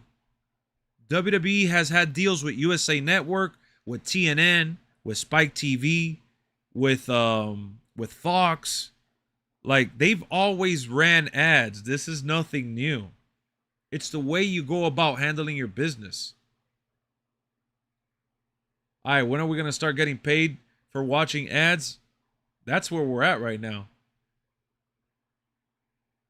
Oh no, the moment Vince McMahon sold the company, it was wraps. This is all Vince McMahon's fault for selling the company. No doubt about it. The company completely shifted its mindset the moment TKO, and it's not just Ari Emanuel. The president of UFC is not, of TKO is not Ari Emanuel. He's the CEO. What up, Swizzy? Mark Shapiro is the president of TKO. He's the one that said, well, to watch the Yankees, you got to spend about $1,000. It's just the world we live in.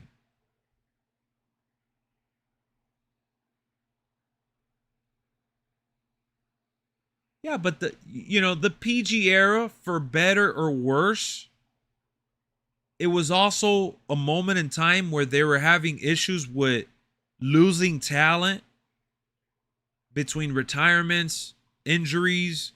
Like it wasn't just that WWE went full-blown PG.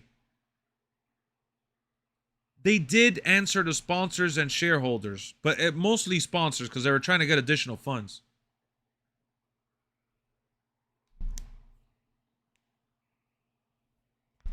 People have Hulu, but not a lot, not as many people not as many as you think pay for Hulu Live. Not as many as you think want to watch other sports. The world we live in is the new, it's best for biz. Exactly, Golden Star. Exactly. What up, Rev? Exactly, Game Rev. That's my point. Like, this dude, the president of TKO, literally said, oh, the only reason why people are complaining is because all the information is out there now, and they didn't know better because it was a private company. They weren't in the stock. They were in the stock exchange. They went public in the early 2000s. And we've known about sponsorships since like it became public knowledge during the PG era on why they went PG. Like we've known this. We've known that wrestling has had its fair share of changes because of decisions that are made for deals to keep the business going. But never have these decisions crippled the show the way it has by limiting the matches. Like the PG era limited them in cutting themselves and using weapons in a nasty way, like barbed wire. Like, it didn't limit the amount of wrestling you were going to get. It just made the show cleaner. They couldn't really curse. Like, it limited certain things you could say and allude to. It limited the sexuality. It limited,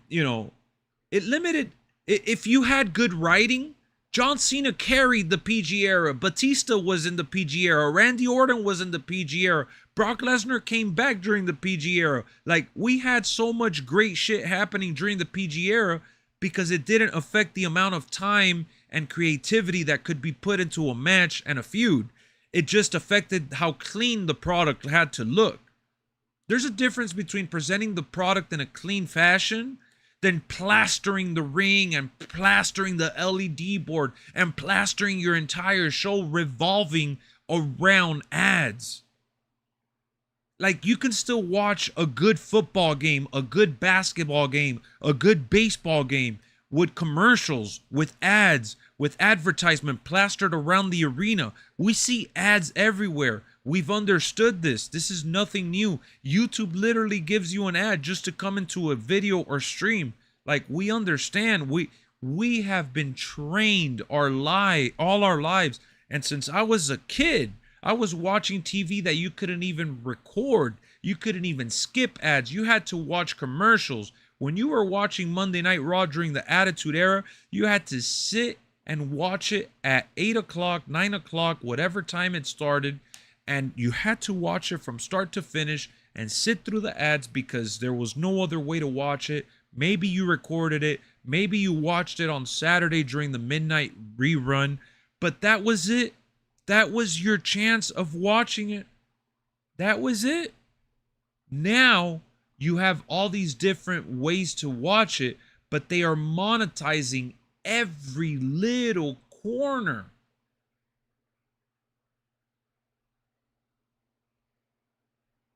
Exactly.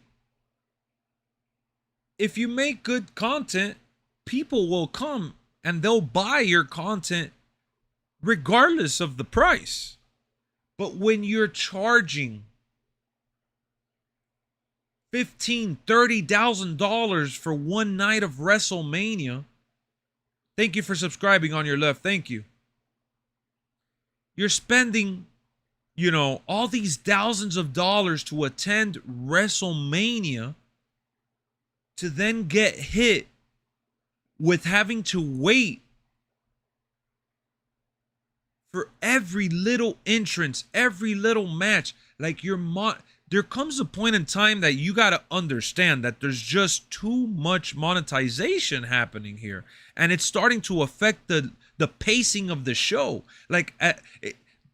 Listen, guys, there is nothing that could have saved night one more than just cutting back on the ads and the rushing through the matches. Night one did not have the worst matches on WrestleMania history lined up. Night one didn't have the worst storylines ever going into these matches. There's been way worse matches, way worse pay-per-views from all over our time watching wrestling. Night one literally had over 1 hour of ads. It literally killed the performers. Like, you can't put that on Triple H. That's out of his control. And it's not even to protect him. But you can't put that on Liv Morgan versus Stephanie Vakir or the YouTubers versus the Usos and LA Knight. Like, you just can't blame the performers. They are doing what they can with what they're given. And if it ends up being short of what amazing could have been, it is what it is. It's just really hard to give them any kind of leeway right now. I am as big of a fan as anyone. I am the most understanding, open-minded fan as anyone out there. Like, I'm not the only one. I'm saying that I am open-minded. I am understanding. It is a business. They got to make their money. Wrestlers are now getting paid a little bit more than they've ever gotten paid, even for the average wrestler. So they have better benefits. They're not wrestling every week on TV. They're getting time off. They're able to travel with their family. They have all these benefits that didn't exist back then.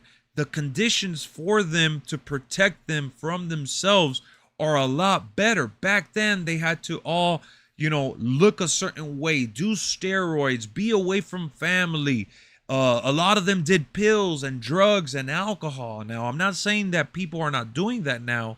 They are, but the rate that they're doing it at is different because the show and everything is being produced a certain way. But that has nothing to do with TKO. That has everything to do with how WWE was trying to change and implement towards that. And then TKO took over and they doubled down and they did more budget cuts and they released all these different wrestlers and people behind the scenes that were working at the offices. But, what has TKO done since taking over more than anything? They've taken over creative overriding what wrestling writers and creators like Triple H are good at. And they've made a mockery out of these things because you have set up a slot that really, you know, hurts the show, the product.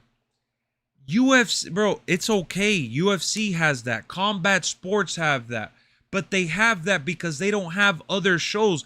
WWE has Raw, SmackDown, NXT, Saturday Night's Main Event, WWE Main Event. They have PLEs. They have other shows as well that they work on. Like, UFC has only a couple of shows. They have the fight nights. They have the pay-per-views, which are now just premium shows. They have Ultimate Fighter. Like, they have a couple of shows, but their main money and revenue comes from the big shows. Whereas in WWE has all these different things, and it's not even close to boxing. Boxing, those boxers are fighting like one and done most of the time. So it's just really hard to compare the two. It's just very hard to compare. WWE has so much content that they could put different strategy for ads. You could sponsor. Listen, I'm okay with sponsoring matches. I'm okay with putting a couple of ads around the ring, and I'm not really mad at the Slim Jim tables or the, you know, the big logo in the center or to the side of the ring. Like, okay, fine, you want to do that, but you can't do that and then plaster the show and limit the show. Like, bro, this is like one of the very few WrestleManias, you know, that we saw backstage segments, or like the only promo that they were able to fit in was when they were announcing the time, like the amount of people at the show. Yeah, I don't care about sponsors. They could get sponsors in a strategic way. It's the fact that you got sponsors, and that's WWE TKO money. All the ads that we're getting, that's ESPN money. ESPN is the one that's running those ads to, like I said, they're trying to compensate for the fact that they don't have a lot of subscribers at the $30 that they wanted. And that's just the problem that we're facing right now. We're paying for it. We're paying for it. It's like, again, bro, you guys watch ads on YouTube. I watch ads on YouTube. If you go on Twitch, you got ads on there. You got ads on TikTok. You got we watch ads while we're watching sports all the time. This is nothing new. It's not about having ads. It's about how you do the ad placement. If I hit you guys with a bunch of ads every 5 minutes, y'all gonna be pissed. You know? Because it ruins the enjoyment of whatever you're watching. There's a difference between making an ad feel like a breather, where you as a fan, you get to go get some food, you get to take a piss, you get to get up and walk around. Like, you legitimately use that moment to, like, relax. Maybe nowadays you get to get on your phone. Like, it's literally a moment where you have to yourself, all right, cool, run the ad. Let the show breathe a little bit. Let the wrestlers get ready.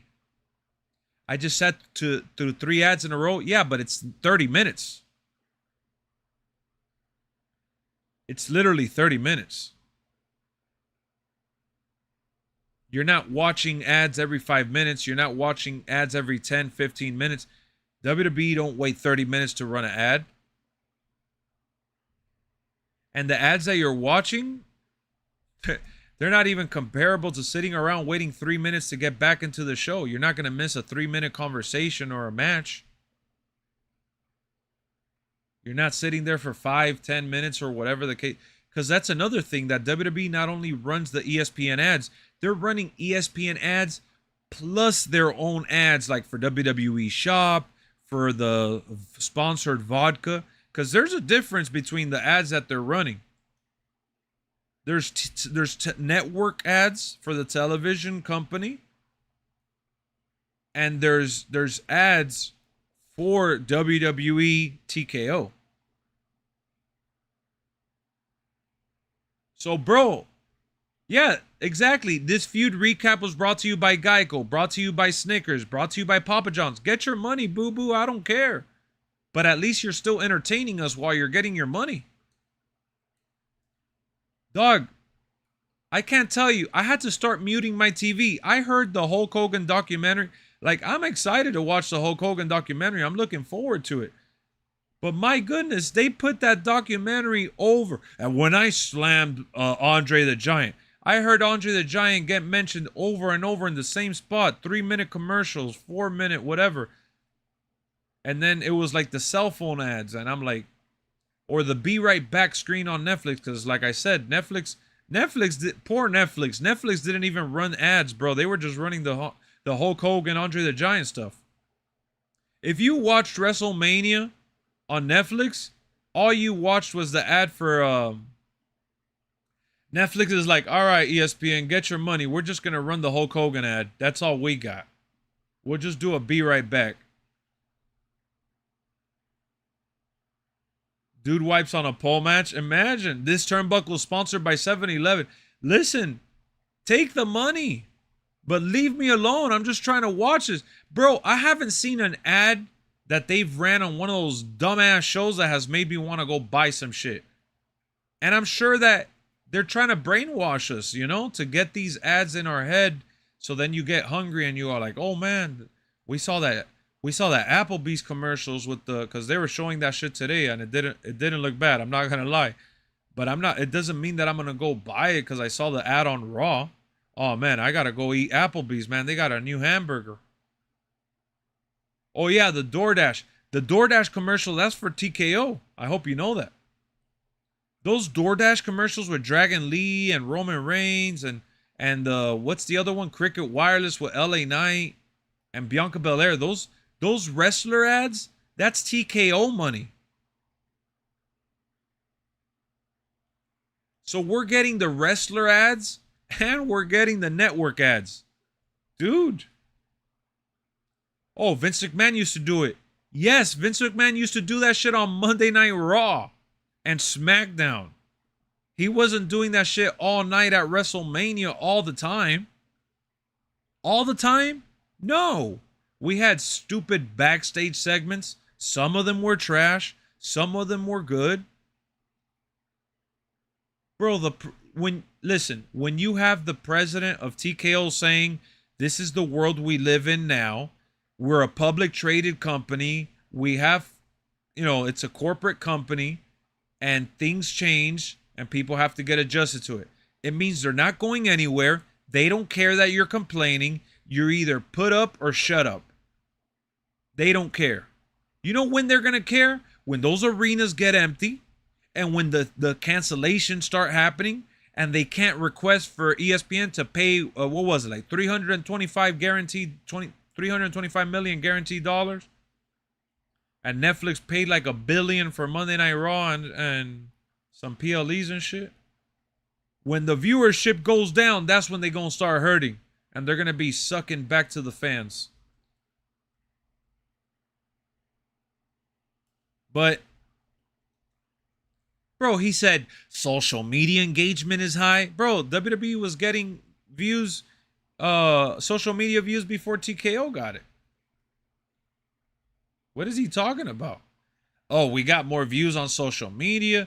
We got more of this, more of that. And listen, G Lee, that's a fact. That's a fact. They only care about their balance sheets. That's a fact. That's their job, right? That's their job. We can't. The thing is that when have we ever known about that WWE, the company that went to the stock is called Titan Entertainment or whatever, the company that Vince McMahon had created, like that owned WWE, like the parent company. When have you ever sat and talked about the parent company for any product that you like?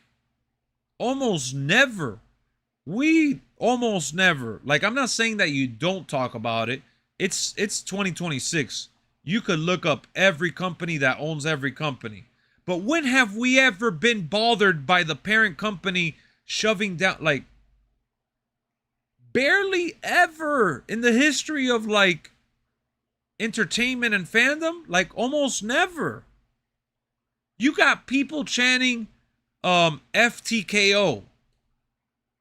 Like how is it's the Raw after Mania. It was a good show. Night 2 of WrestleMania was a good show, and all we could talk about is their ad placement. Because it's not normal. And the new normal they're trying to create sucks ass.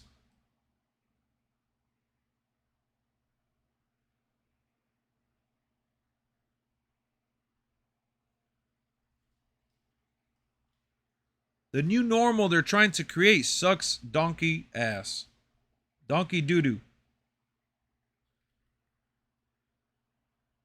You got a double ad, but like I said, man, at least it's in 30 minutes, and at least it's a double ad that's short.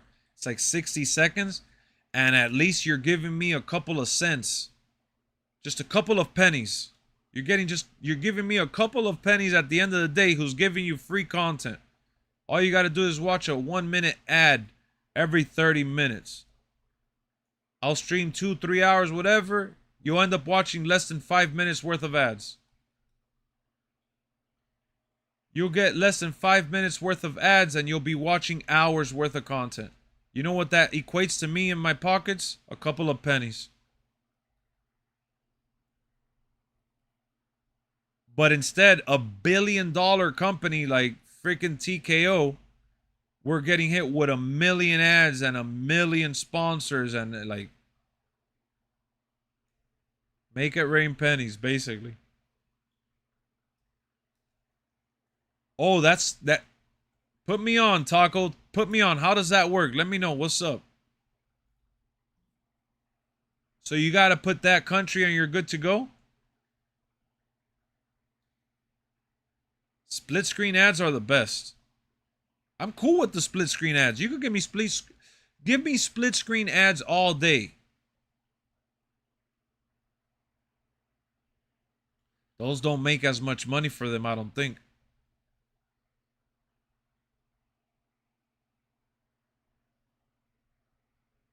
It's not like WWE is watching. Nah, we're just talking shit, man. We're just talking shit. Listen, guys, I loved WrestleMania weekend.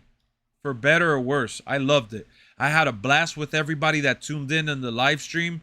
I had a blast with just Brian, with my boy Brian, with Kenny Bomb, with my wife, with my boy's wife. Like, we all had a great time. We had a lot of food. We made it an event. We had, you know, just good vibes all the way through. The show was fun. Not a care in the world. I was distracted from life and all its problems. Saturday and Sunday, it was an awesome time. I will never take that away from what they provided. But damn it, bro. I wanted to see the performers perform more.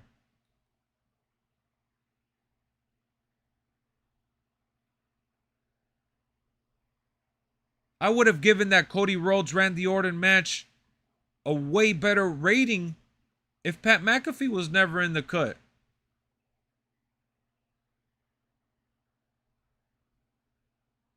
ESPN overpaid for WWE, most certainly, because they had these numbers that were unrealistic. For a $30 streaming service? Unrealistic.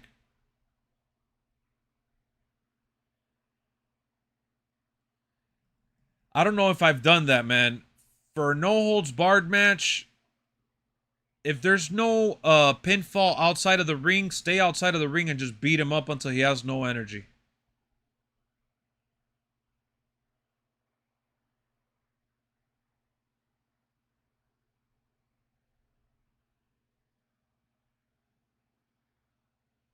Nah, look, the Liv Morgan Stephanie Valkyrie match was solid. See,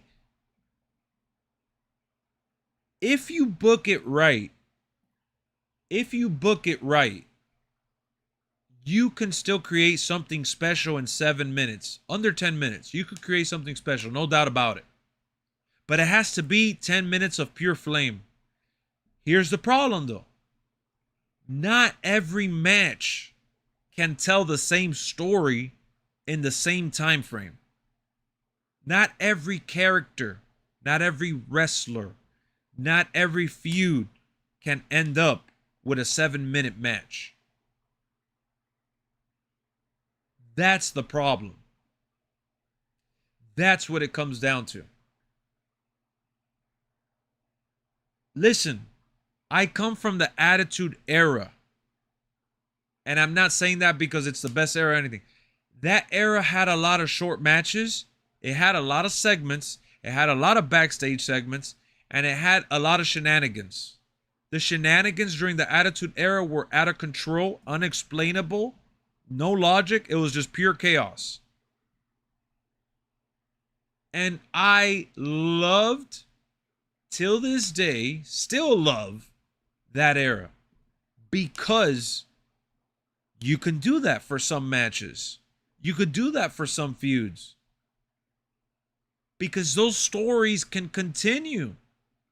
You can continue to, like, we don't need to see a 50-minute match, Iron Man match, or a 30-minute bell-to-bell barn burner.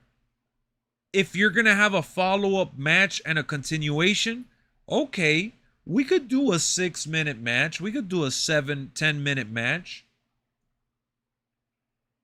But you got to be able to tell something that doesn't leave the unanimous crowd feel robbed.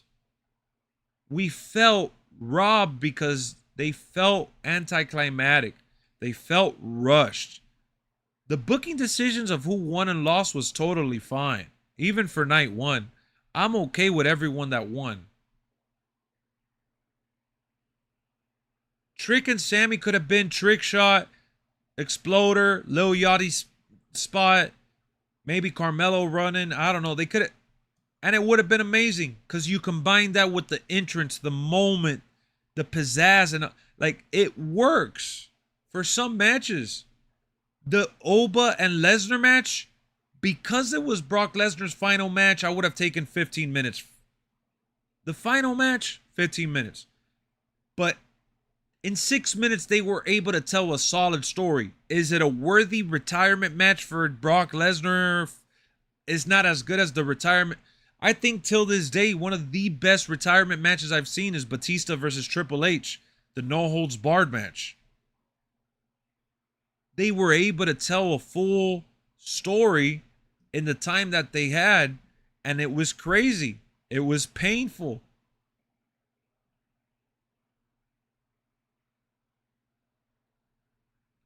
You gotta be able to give people a chance. And if you're gonna spread the show thin, then you need to have the best creative team that you can possibly have. It is easier said than done. Listen, I am not saying I could have booked a better match in 7 minutes between Stephanie Vaquero and Liv Morgan. I thought that match was solid. I don't think that match needed to go much longer, especially if they're having a rematch.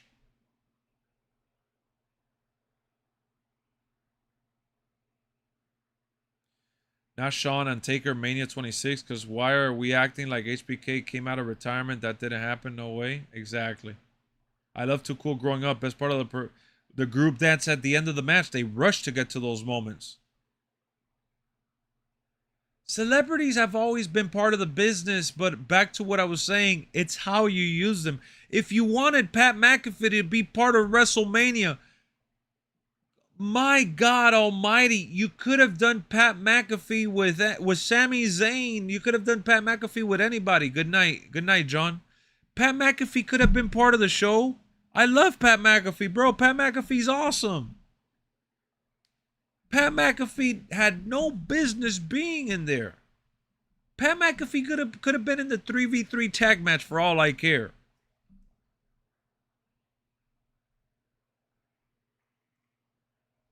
Bro, Pat McAfee could have been in the Intercontinental Ladder match.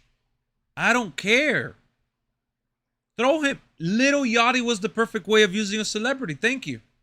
Perfect way. And I'm not even a Lil Yachty fan. Yeah, I would like for Paige to be added. That would be nice if Paige gets added. Lil Yachty knew his place. He didn't disrespect the business. He didn't get heavily involved. It was believable. He got his receipt. He also got the shit beat out of him a little bit. Good balance. It brought something to the story. He was the hype man for Trick Williams. The chemistry was good between them. Unless you're part of the Authority, when has Randy ever needed anyone? No, the I Show Speed stuff was spectacular. And I never wanted Speed at the Rumble or WrestleMania. Like, Speed has grown on me. But by no means do I want him in a WrestleMania match. But I laughed so hard with the way they did the Speed angle. Like, Speed getting beaten up at home. Speed hitting LA Knight by mistake out of being nervous. Speed getting swindled by Logan Paul. Like, there was a cool story there that was somewhat believable. And LA Knight kicked the shit out of him. Like, LA Knight literally whooped his ass. It was believable. It was all right. Because TKO didn't control Speed's involvement. They just said, let's put Speed somewhere on the card. And they used him right. Like, the people that created Speed's moment, maybe TKO helped create it. I don't know. But whoever did, they did a solid job. Lil Yachty as well.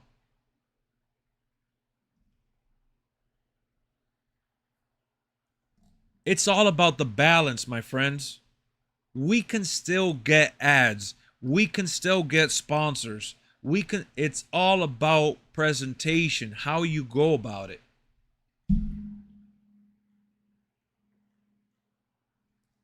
Listen, there's people on this channel that watch the channel, stream the videos and all that, and they're members of the channel.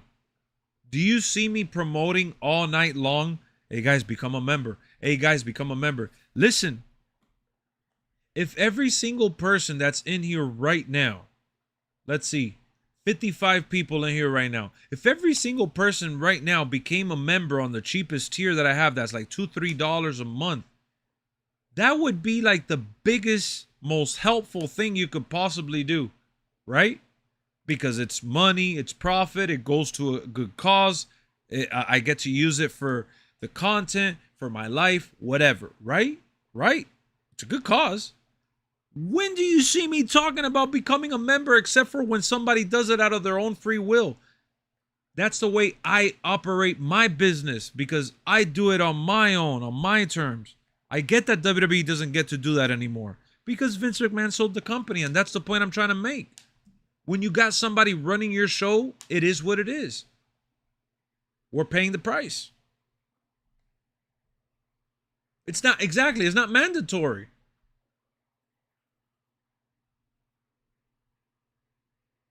It's not mandatory, bro. And that's my problem with it. Point blank.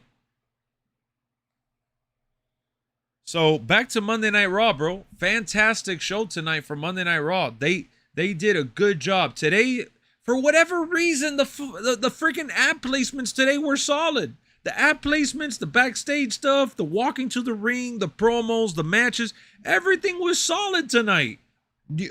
Surprise appearances from NXT characters, storylines that are set up for future shows. Like, tonight was a solid show, real good.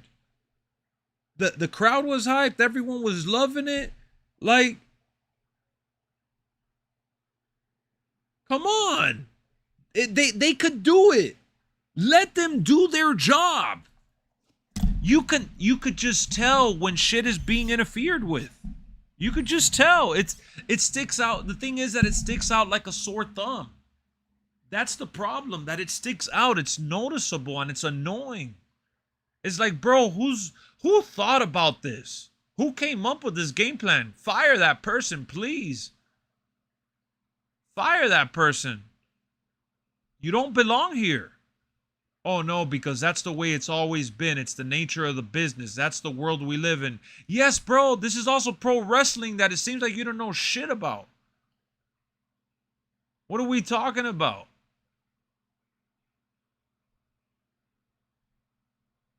Seriously. What are we talking about? I don't even know who I'm putting. Hold on. Bronze, Fallon, Henley.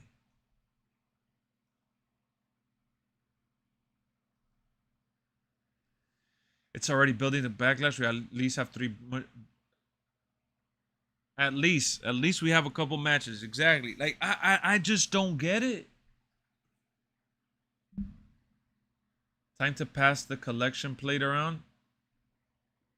What you mean? Lex, will you be on Jesse tomorrow on Pro Wrestling Shoot? No, I know he streams every Tuesday though. I think this was the best Raw after Mania in a few years. It was good, Merle. My favorite word of tonight, balance. The balance tonight was there. Paul Heyman cut a magnificent promo. CM Punk cut a good promo. Cody Rhodes, while confusing at first, brought intrigue to the show. It was intriguing. It was interesting. Roman Reigns trying to reunite. Oh, I took you to church? That's how you feel. Damn, that I got you on those vibes. I got you on those vibes. I'm selling ice to an Eskimo right now. That's what we got. I'm too busy venting. Nah, I'm just talking shit with y'all, man. I'm trying to have a good talk with y'all, man. We're trying to have some fun here. If y'all ain't having fun, let me know. We'll shut it down. I like that we have a direction for matches early on. Immediately, right after WrestleMania, it felt like they're like they are building off of the WrestleMania stuff. They are building towards Backlash. There is, there was a healthy transition there. What up, Dark Lord?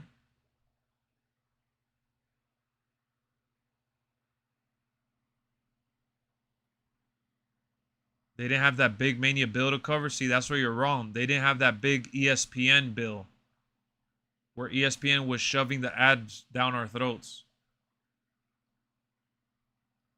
Has nothing to do with WrestleMania. Has everything to do with ESPN. ESPN dictates what they do for ad placements in their PLEs, my friend. That's just the way it works. They get priority. Oh, yeah, man. For sure, leader, for sure. Listen, when Jacob Fatu's music hit, I was locked in. I was in a zone. I went from like tired as hell, almost falling asleep, like literally on E exhaustion, to all of a sudden overhyped, over the moon, glazing hard. And that's how you do it. Giving the right people the right time at the right moment to build some shit. Yeah, I got a feeling that I'm not going to get Oba. But I'm getting Roman and I'll take it. You better wear the Ulafala. I don't got a Ulafala, but you're right. I could wear it. You're talking about the little red, the red thing I'd be wearing on stream? I should wear that. I don't have the actual Ulafala, but I do have the little Hawaiian thing. I got the red one. It looks like it. It's like, the flowery red.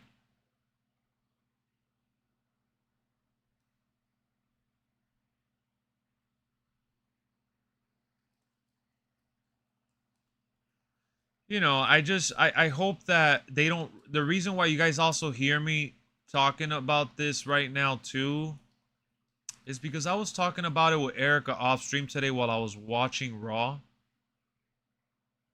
Listen, guys, nothing's going to change. I'm going to watch Raw, SmackDown, and all that without ads. I can't stand them. The PLEs, I will have to sit through them. But even when I watch the shows without ads, you could tell when some shit is getting done in a rush or something is not given enough time. And I'm mainly complaining about the PLEs because the PLEs weren't bad when they were on Peacock. But all of a sudden, they feel almost unbearable at times because it takes you out of the moment.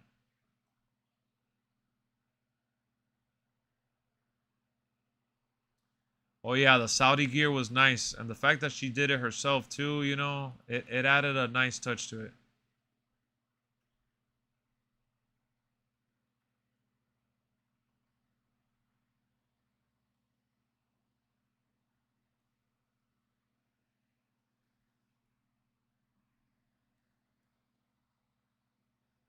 Four matches on the card. Yeah, look, I'm not the biggest fan of having every week a bunch of matches.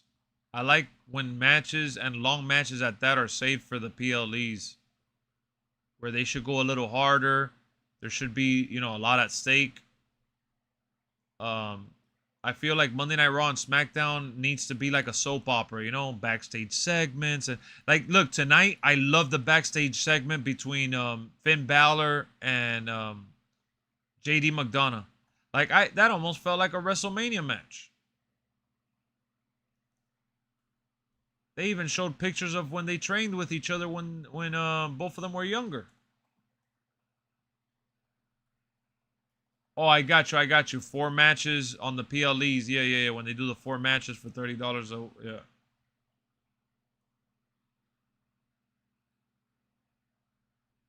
Yeah, Punk's gear was awesome. I love Punk's gear.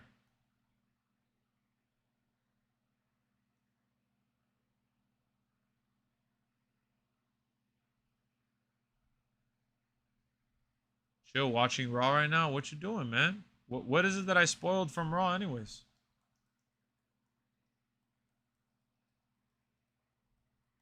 That's what she said.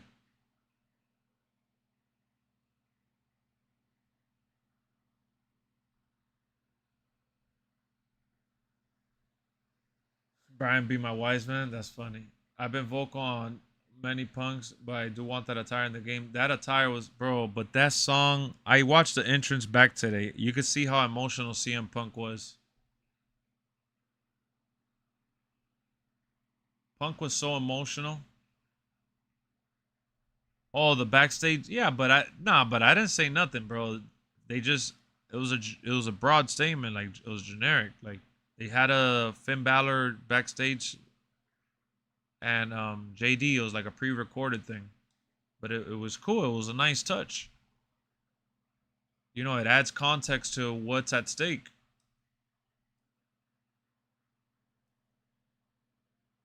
I really missed that about WrestleMania. It puts you in a headspace to lock in.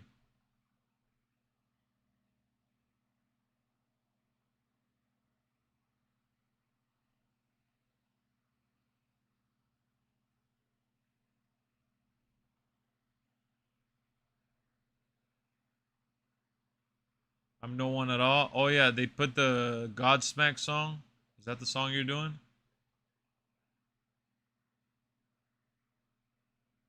Nah, I didn't say nothing. Yeah, I didn't say nothing. I'm not spoiling nothing, man. I would love a Street Fighter partnership, bro. I would get so hyped. See, as a partnership, I would be more inclined for. That's why I didn't really bash the Borderlands stuff. I can't bash it. I'd be a hypocrite. Because the moment they put something I like, I'm a freaking write it. That's why I like the Ringside Pass idea. Because the Ringside Pass idea means that they gotta give us more premium content. If they're selling you the package, they gotta do it.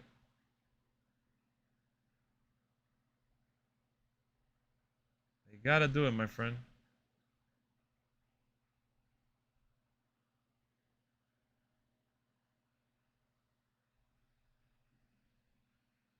Nah, that Ray attire looked like Marvel, but you could tell that he did it different enough to make sure that it wasn't like clear cut a crossover.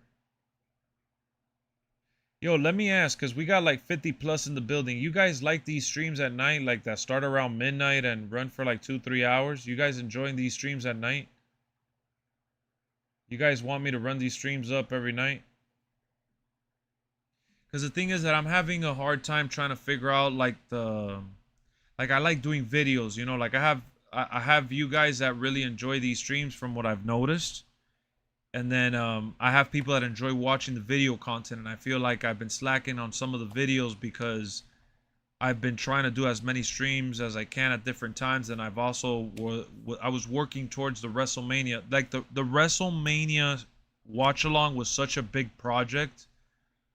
Um, I don't think anyone will ever know the amount of effort that went into that. But either way, I was blessed to have had such a great time with everyone, and everyone was so grateful as well. So it was so rewarding in a lot of ways.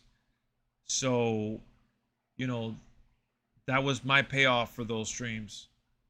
But I'm only asking you guys because I don't want this channel to just be just streams or just videos. Like I want to be able to do both.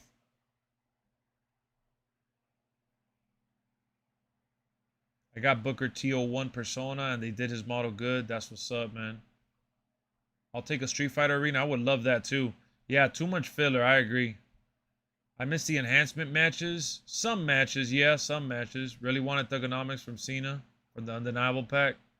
Kept getting shitted on. Man, you just gotta be careful, man. Gotta be careful you don't get sauced up with the bread. Don't spend. Try not to at least. Bison from Street Fighter. Yeah, that would be dope if they do something like that. It gets more people. Yeah, the night streams do get more people typically. That's the time I'm off and get to chill at home. That's what's up. I enjoy them. It helps me pass time when creating.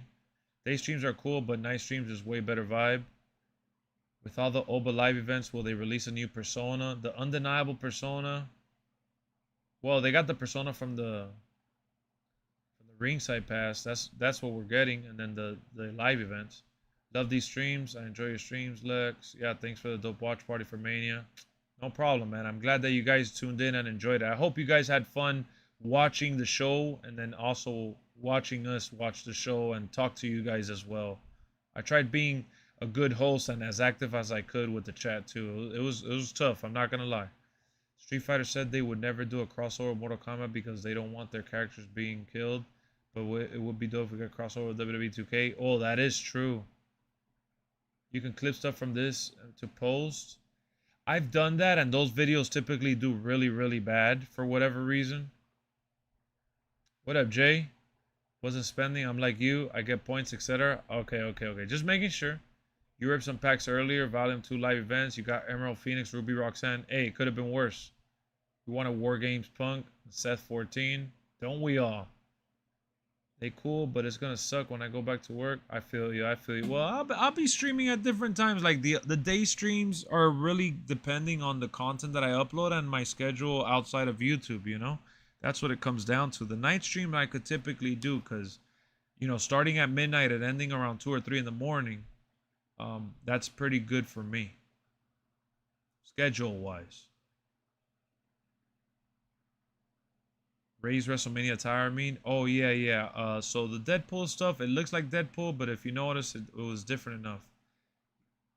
You do anything and you put your mind to, my friend. I believe in you. I'm always going to be proud of whatever you choose to do. Thank you for everything, Lex. Thank you, Edward, for the kind words. Got a dentist appointment at 11:30. I'm not tired. Tomorrow about to suck. Man, you got to get some rest, man. Just try to lay there and chill. You was inspired by the Ray attire. They need to get rid of the purple bar. I've gotten used to it a little bit. Want that retro AJ? Yeah, the requirements are trash. I can't believe they're doing that again. Did you see that Giovanni is the next guest on Chris Van Vliet? Like who? Giovanni Vinci? LWF tomorrow night? Tomorrow night is Tuesday. Well, I guess you're saying that because of the time. No, LWF is going to be here for the foreseeable future. A lot of people said they liked it on here. So we'll do the LWF on Wednesday on here. But the content for LWF, like entrances, highlight reels, and edits for LWF are going to be in LWF. That's why the requirements for people to be subscribed to that channel, because I'm going to be putting stuff there.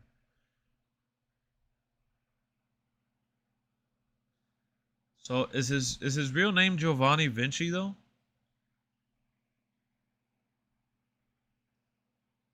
I just realized I'm level 32 already.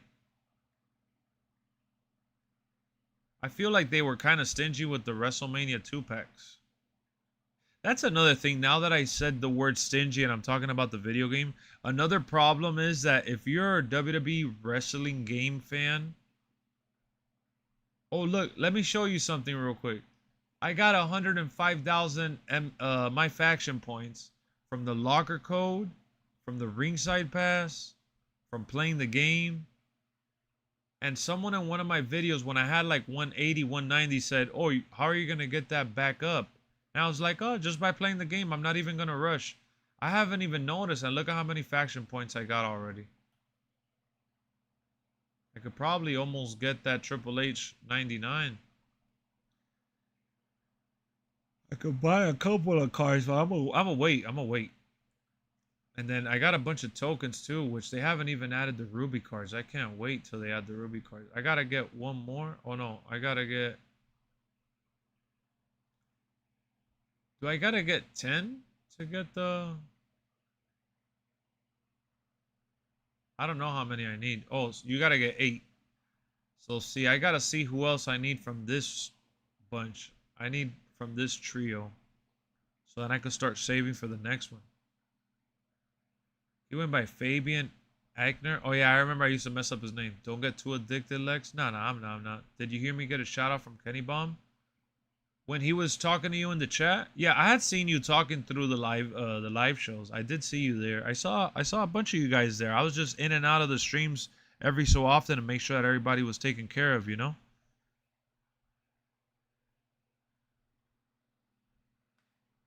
When I have people over and I'm doing something like what we did, I didn't know how it was going to go with the live stream because I know that I had to be paying attention to the chat and like keeping tabs on other stuff at the same time.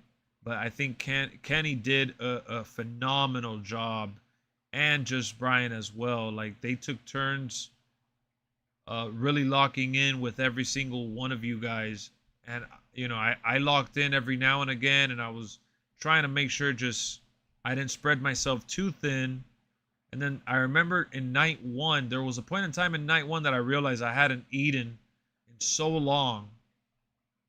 And I'm like, hold on, let me get up. And I remember I missed part of the Drew McIntyre Jacob Fatu match because I was talking to you guys in the chat, and I was just finishing setting up like the computer for the stream and all that, and the camera and all this other stuff. So I was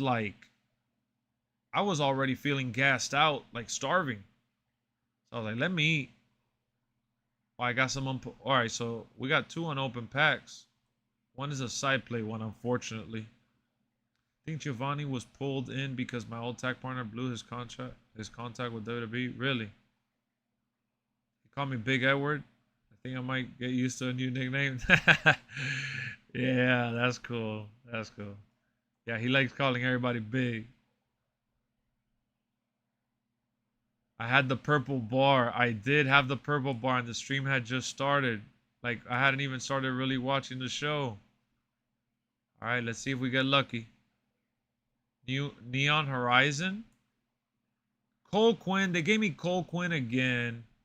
Whatever, at least we got my faction points. Another Debbie Downer pack.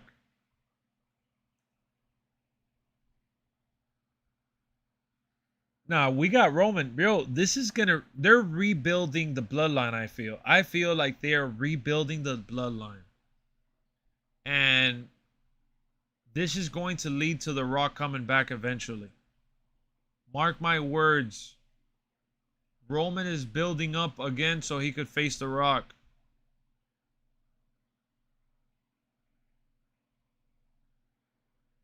I got red from 2k26 my career. Oh, man. This dude said Cole Quinn is life. The chops aren't connecting, I know.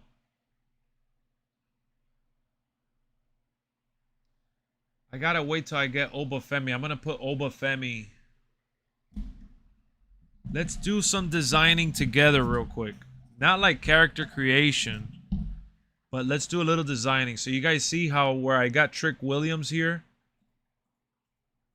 If you guys look at the channel, you know I like having this set up and decorated.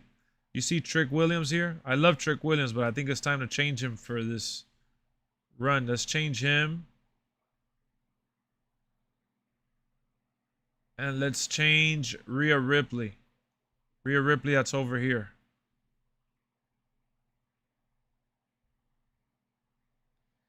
Who should we put in? Let me see who I got.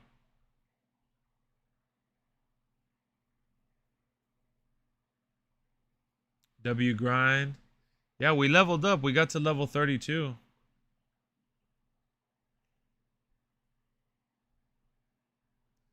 Put Oba, but we gotta wait. We gotta wait till I haven't gotten the new Oba yet.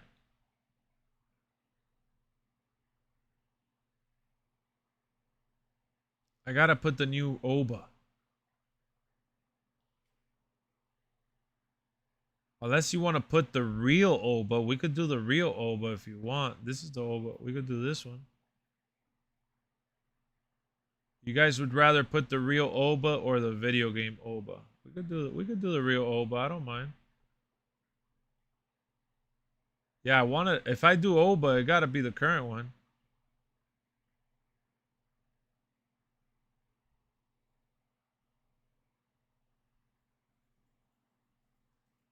All right, we'll change that. We'll put Oba there for now.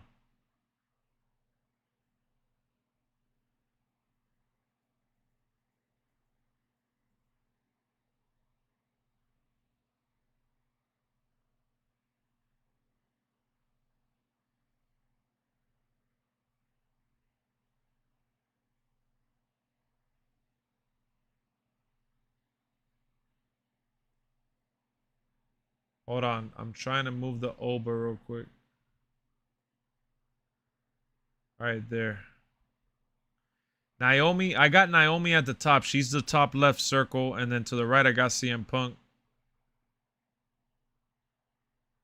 You've been watching Mass Cartoon? That's funny. Let me see who else I got. So if we're putting Oba there in the corner, I gotta find another real superstar photo that I have. Let me see.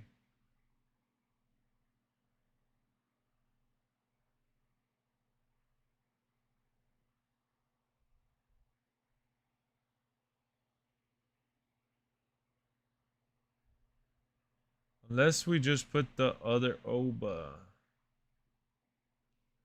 Yeah, Cody got rocked, bro. Cody got rocked.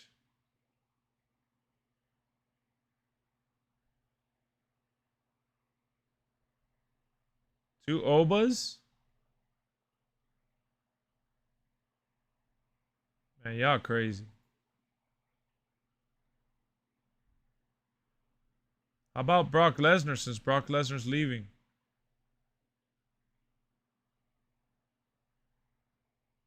You're the Oba Glazer? Do you have Sol Ruka?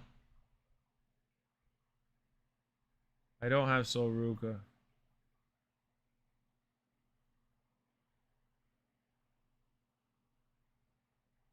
The hit? Nah. You want to get me in trouble.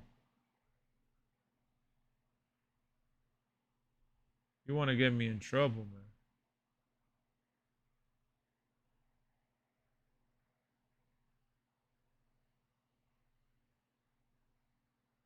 Lexa Rula?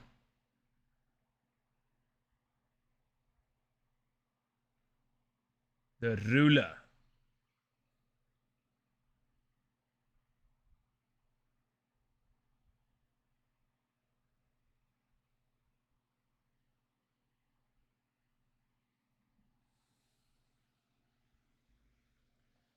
That don't look too good, but got Brock for Trout. Well, because he retired, you know? We could put Brock because he retired, but let's put the other Oba. I'm going to put the in-game version of Oba, and then I'll put Oba when we get the other one.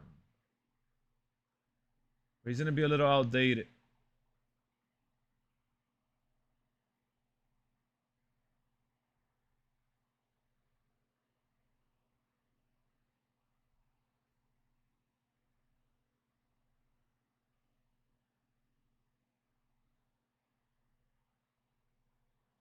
Is that a good Oba right there? You got Oba screaming.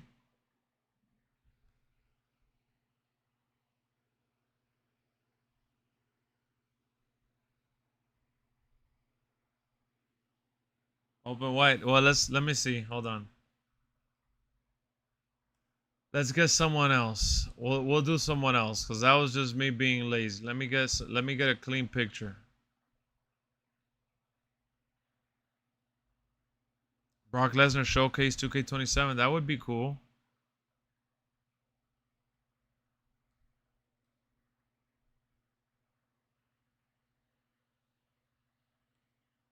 I haven't used the moves from the past yet. You guys want me to put a female?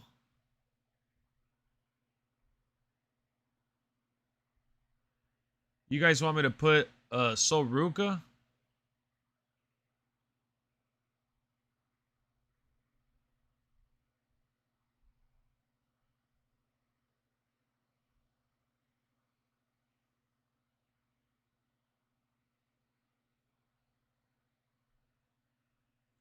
Lola Vice? That's what we not doing. He's getting ready to eat a glizzy. All right, I'll change him.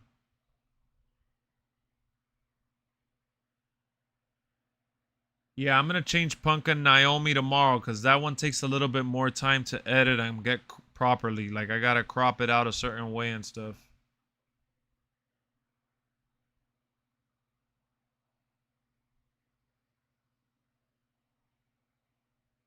Oh, what about Penta?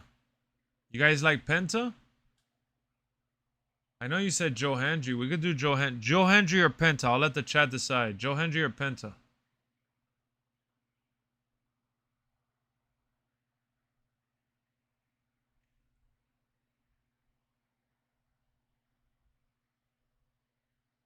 Alex Shelley.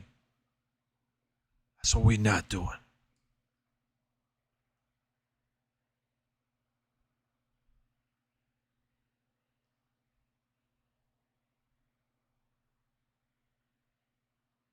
All right, I got you. I got you. Let's see how these. I'm gonna let y'all in on the. That's what we not doing.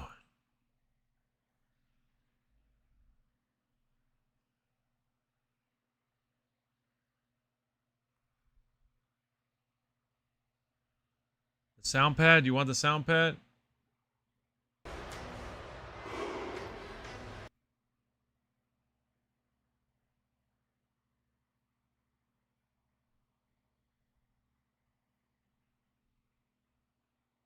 You are guest.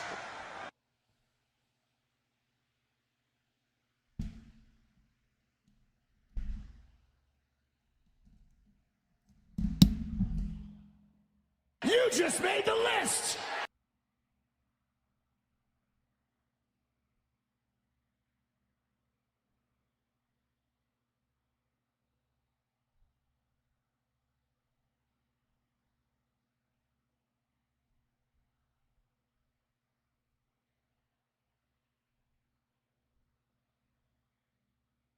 Oh, we'll do this one right here. How about this one?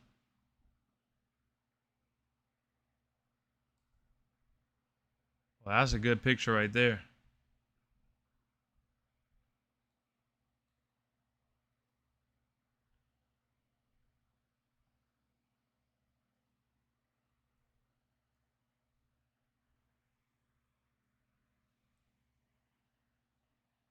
Oh yeah, I put it too loud. I didn't even realize. Doing from his My GM live stream? No. All right, so this is what I do. Watch, you'll see.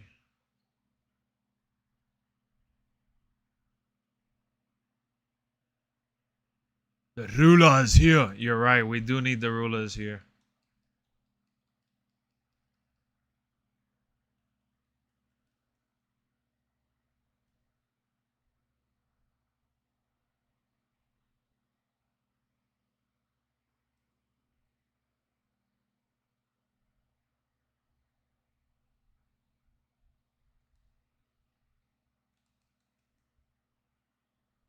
All right, let me see.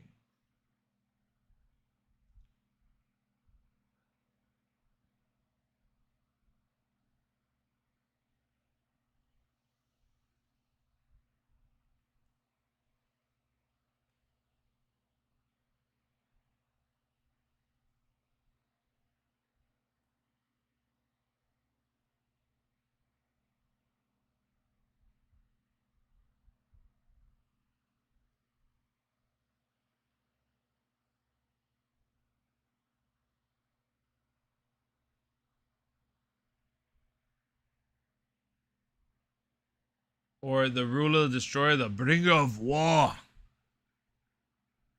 The mountain you can't climb. That's a good one, actually. When he was taunting. All right.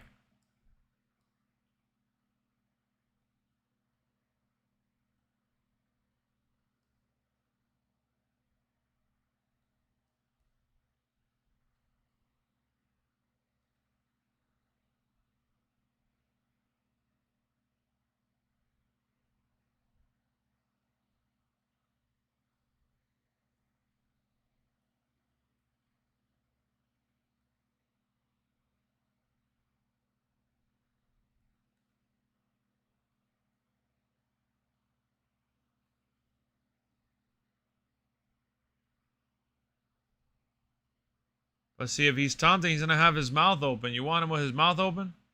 Yeah, I play a LG OLED. Yeah.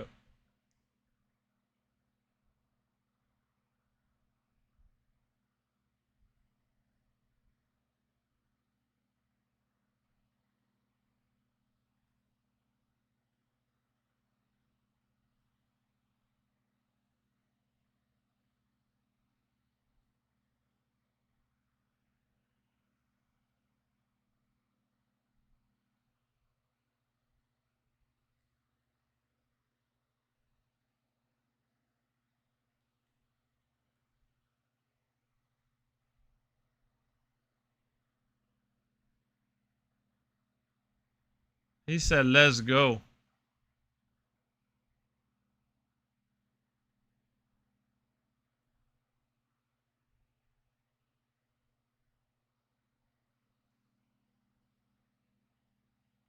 What about this right here?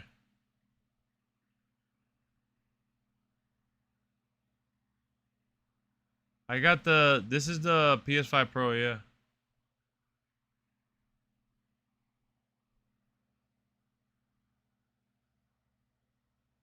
That's a pretty good screenshot.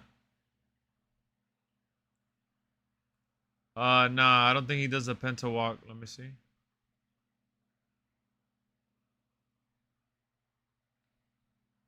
Nah, he don't got it.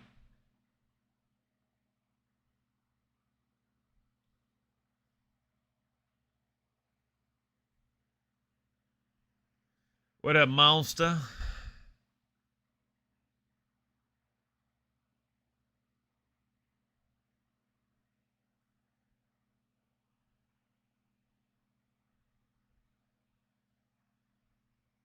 It's an opponent taunt? Well, I did it.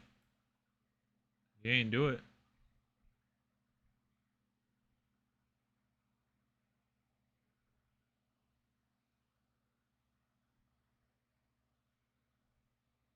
Is it in certain spots, maybe? Let me see. I press down, up. This is up. This is pressing up. I'll show you now. Hold on.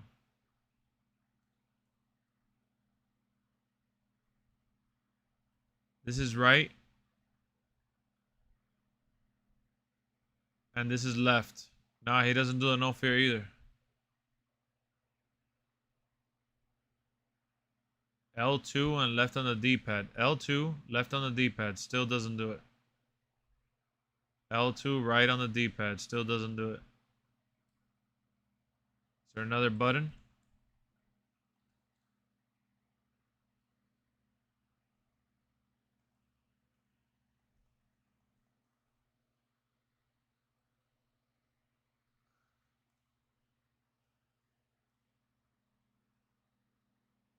He did this one now with the right. Oh, there it is. Yeah. It was L2 and right.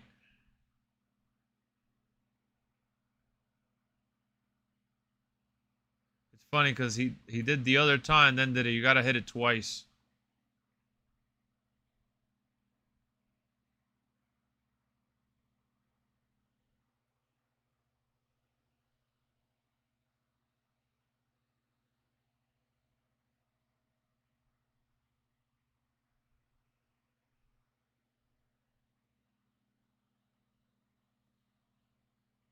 Yeah, but then he's gonna be looking down at the corner of the video. Like for the placement. He doesn't look up at any point.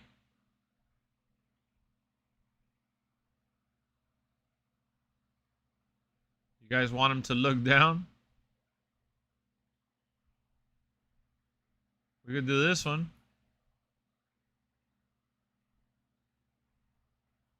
I look kind of crazy though. I guess we could do this one.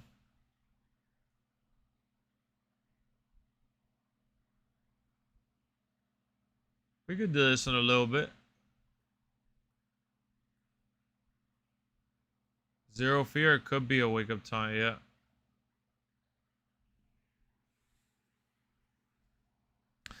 Let's do this one.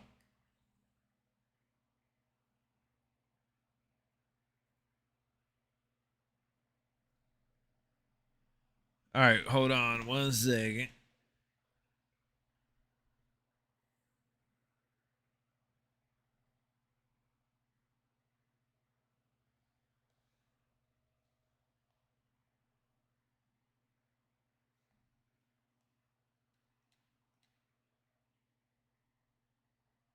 The Spider-Man gloves, yep.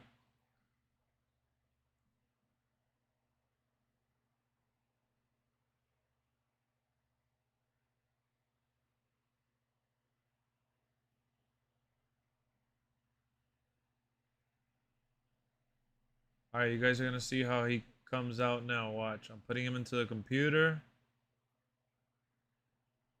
Removing the background.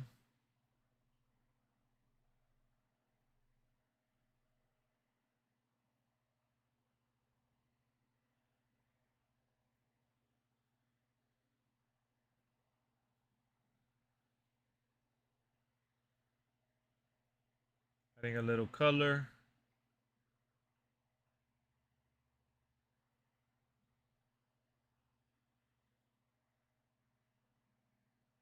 Add an outline as well, black outline, so he has like a little shadow to him.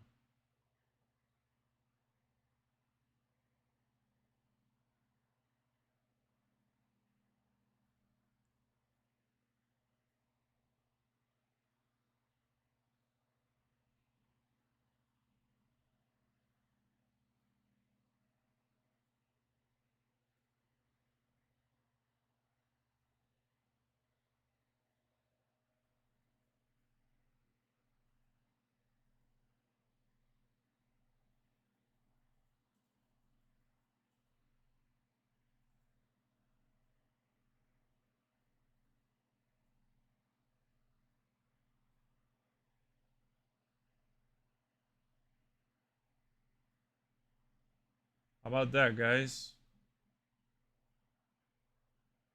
Y'all happy with that?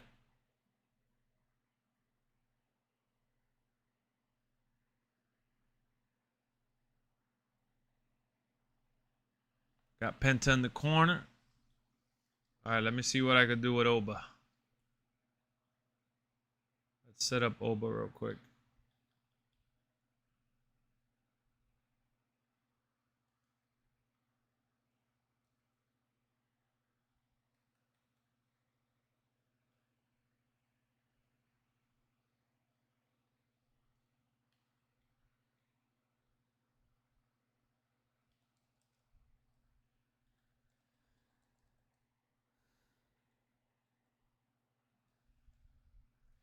Got to go. See you later, G Lee. Thank you for tuning in, man.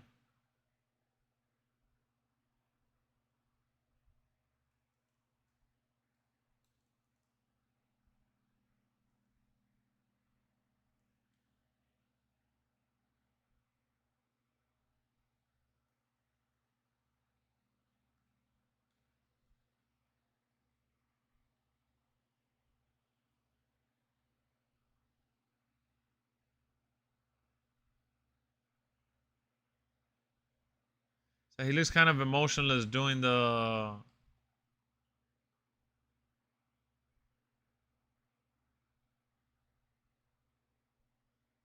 This is the one that you already saw here. You see?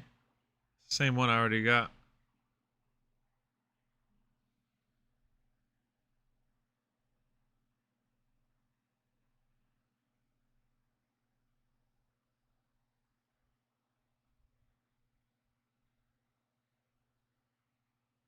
think I'm gonna wait for the Oba, man. I think I'm gonna just wait to get the other Oba.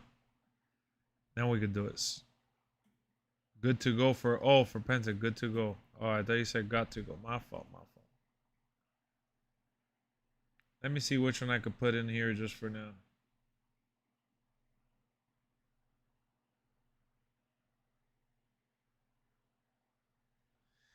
Because you know me, I'll put Roman Reigns here real quick.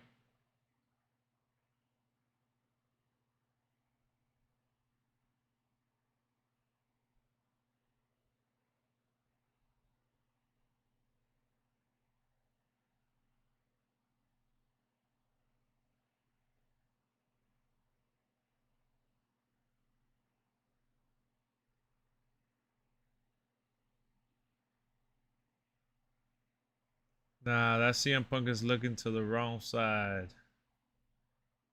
Gotta be looking left. You guys had for grubs? What do you mean? What do we have to eat?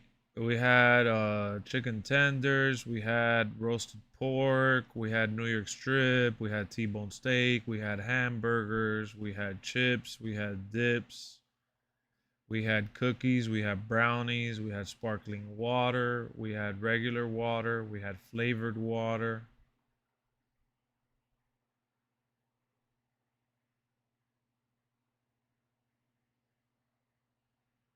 You think you're special, you do. They weren't the kind of brownies that you're thinking. They were the brownies that they saw at BJ's that come with the marble one. There's another one that comes with thank you, KP. I appreciate it. It's a brownie from BJ's. It comes with like 3 different flavors.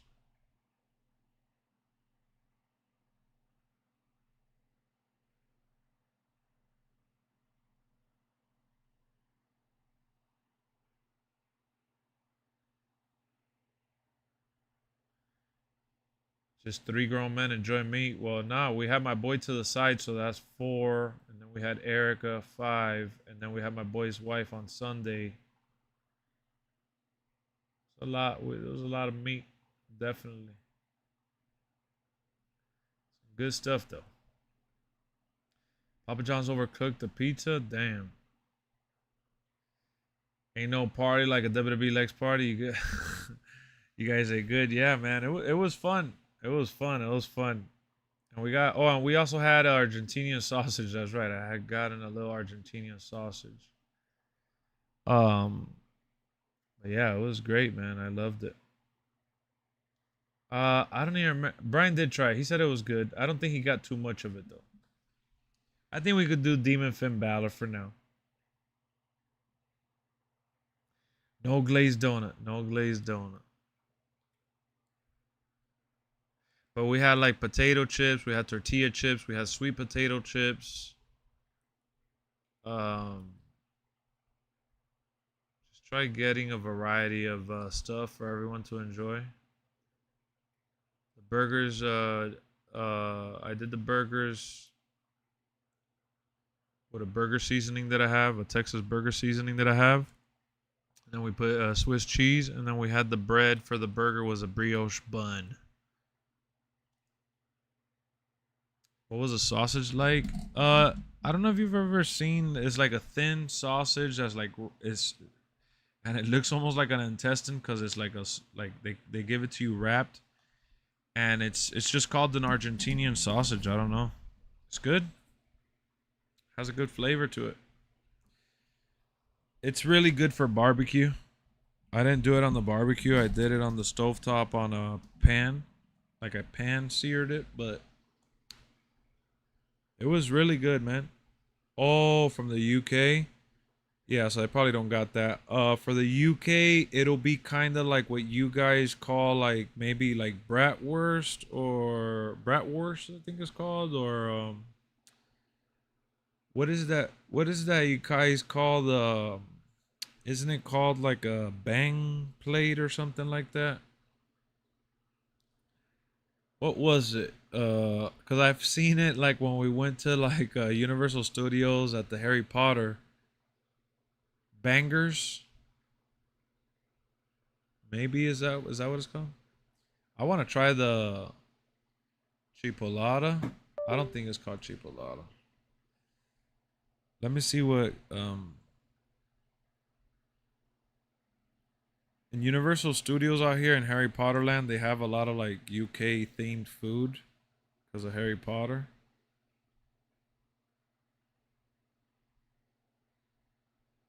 Let me see.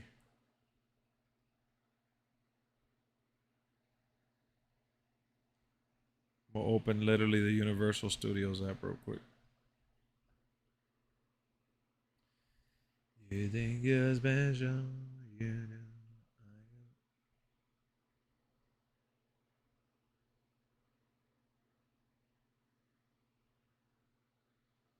All right, where is it?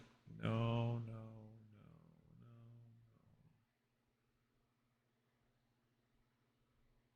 no. Dining. Here it is.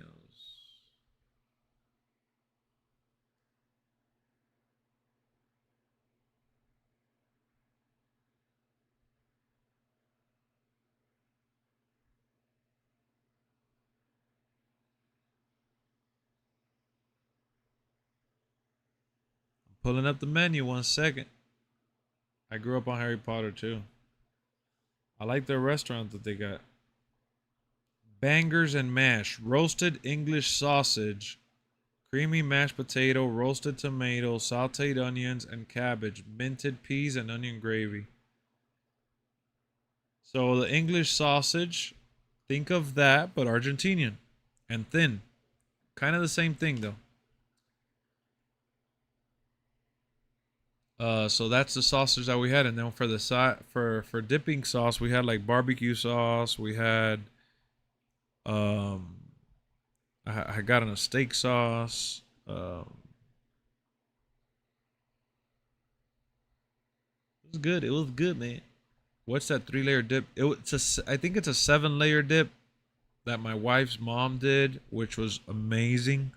She does it with like 1 or 2 cheeses, like the cheese that melts, and then she does with cream cheese, a couple of different beans. It was amazing. We had some leftovers, and I freaking killed the. Oh, it might be 3-layer dip. You're right. Bean cheese. I don't know. Was 9 with the first movie? Oh wow, I didn't even think about that. But yeah, those movies lasted for a while. I beat Roman in No Holds Bar match, and nice. Oh yeah, we did have the Parmesan garlic dip from Buffalo Wild Wings. It was a dip sauce for the tenders. We had a lot of food, man, and a lot of fun. And the pork that I had was like a roasted garlic, and we did it in the oven. That one Erica did all on her own. I just put it in there. She got it.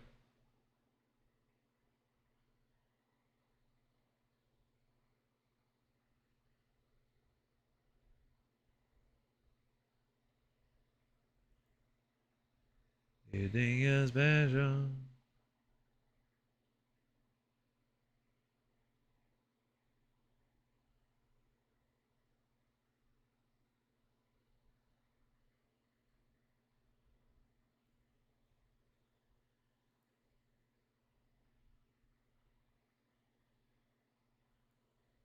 All right, guys, we got everything saved.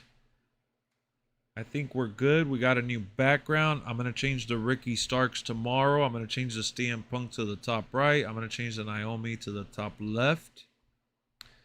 That was books, not movies. Oh.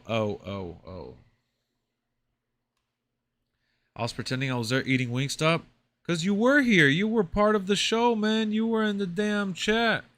I meant what I said the other day when I said that you, Kenny, and Brian are the best WWE 2K creators on YouTube. I just know you're going to the best content creator when you show your other games, Lex. Yeah, I'm gonna be playing. Thank you for that. First and foremost, I don't even know how I just read that and just said I'm tired. Sorry, but there's no excuse for that. Thank you so much for that heartwarming comment. I'm gonna be streaming several games throughout the year and summer y'all, let me just plug in the channel before we leave. Glad you brought that up. I meant in person. Oh, okay. Well, you were here, man. You were here in spirit. I'll be promoting it on here and I'll tag the channel. But just so you guys know, I'm going to be playing James Bond live, the 007 game. I'm going to play that live. I'm going to play the new Gears of War live. I'm going to play the Forza Horizon 6 live.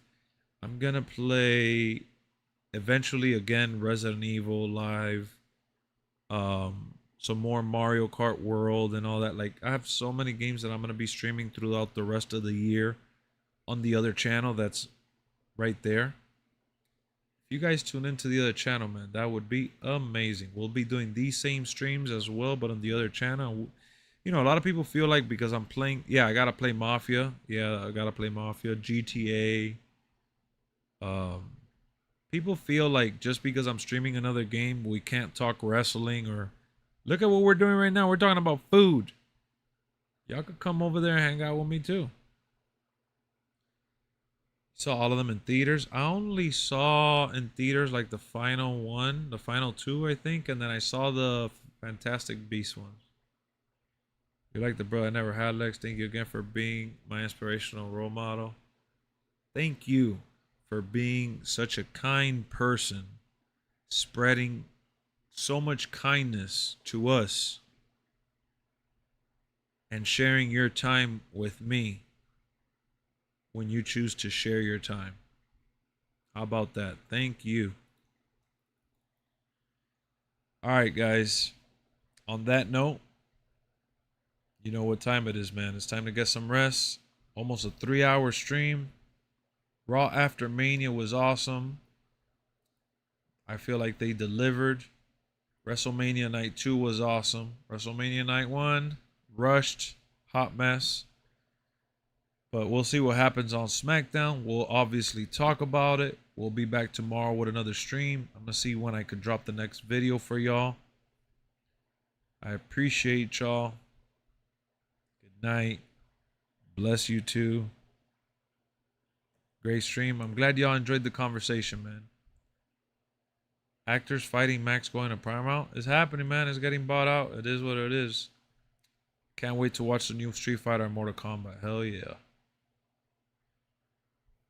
I hope they both do good so we could get some more.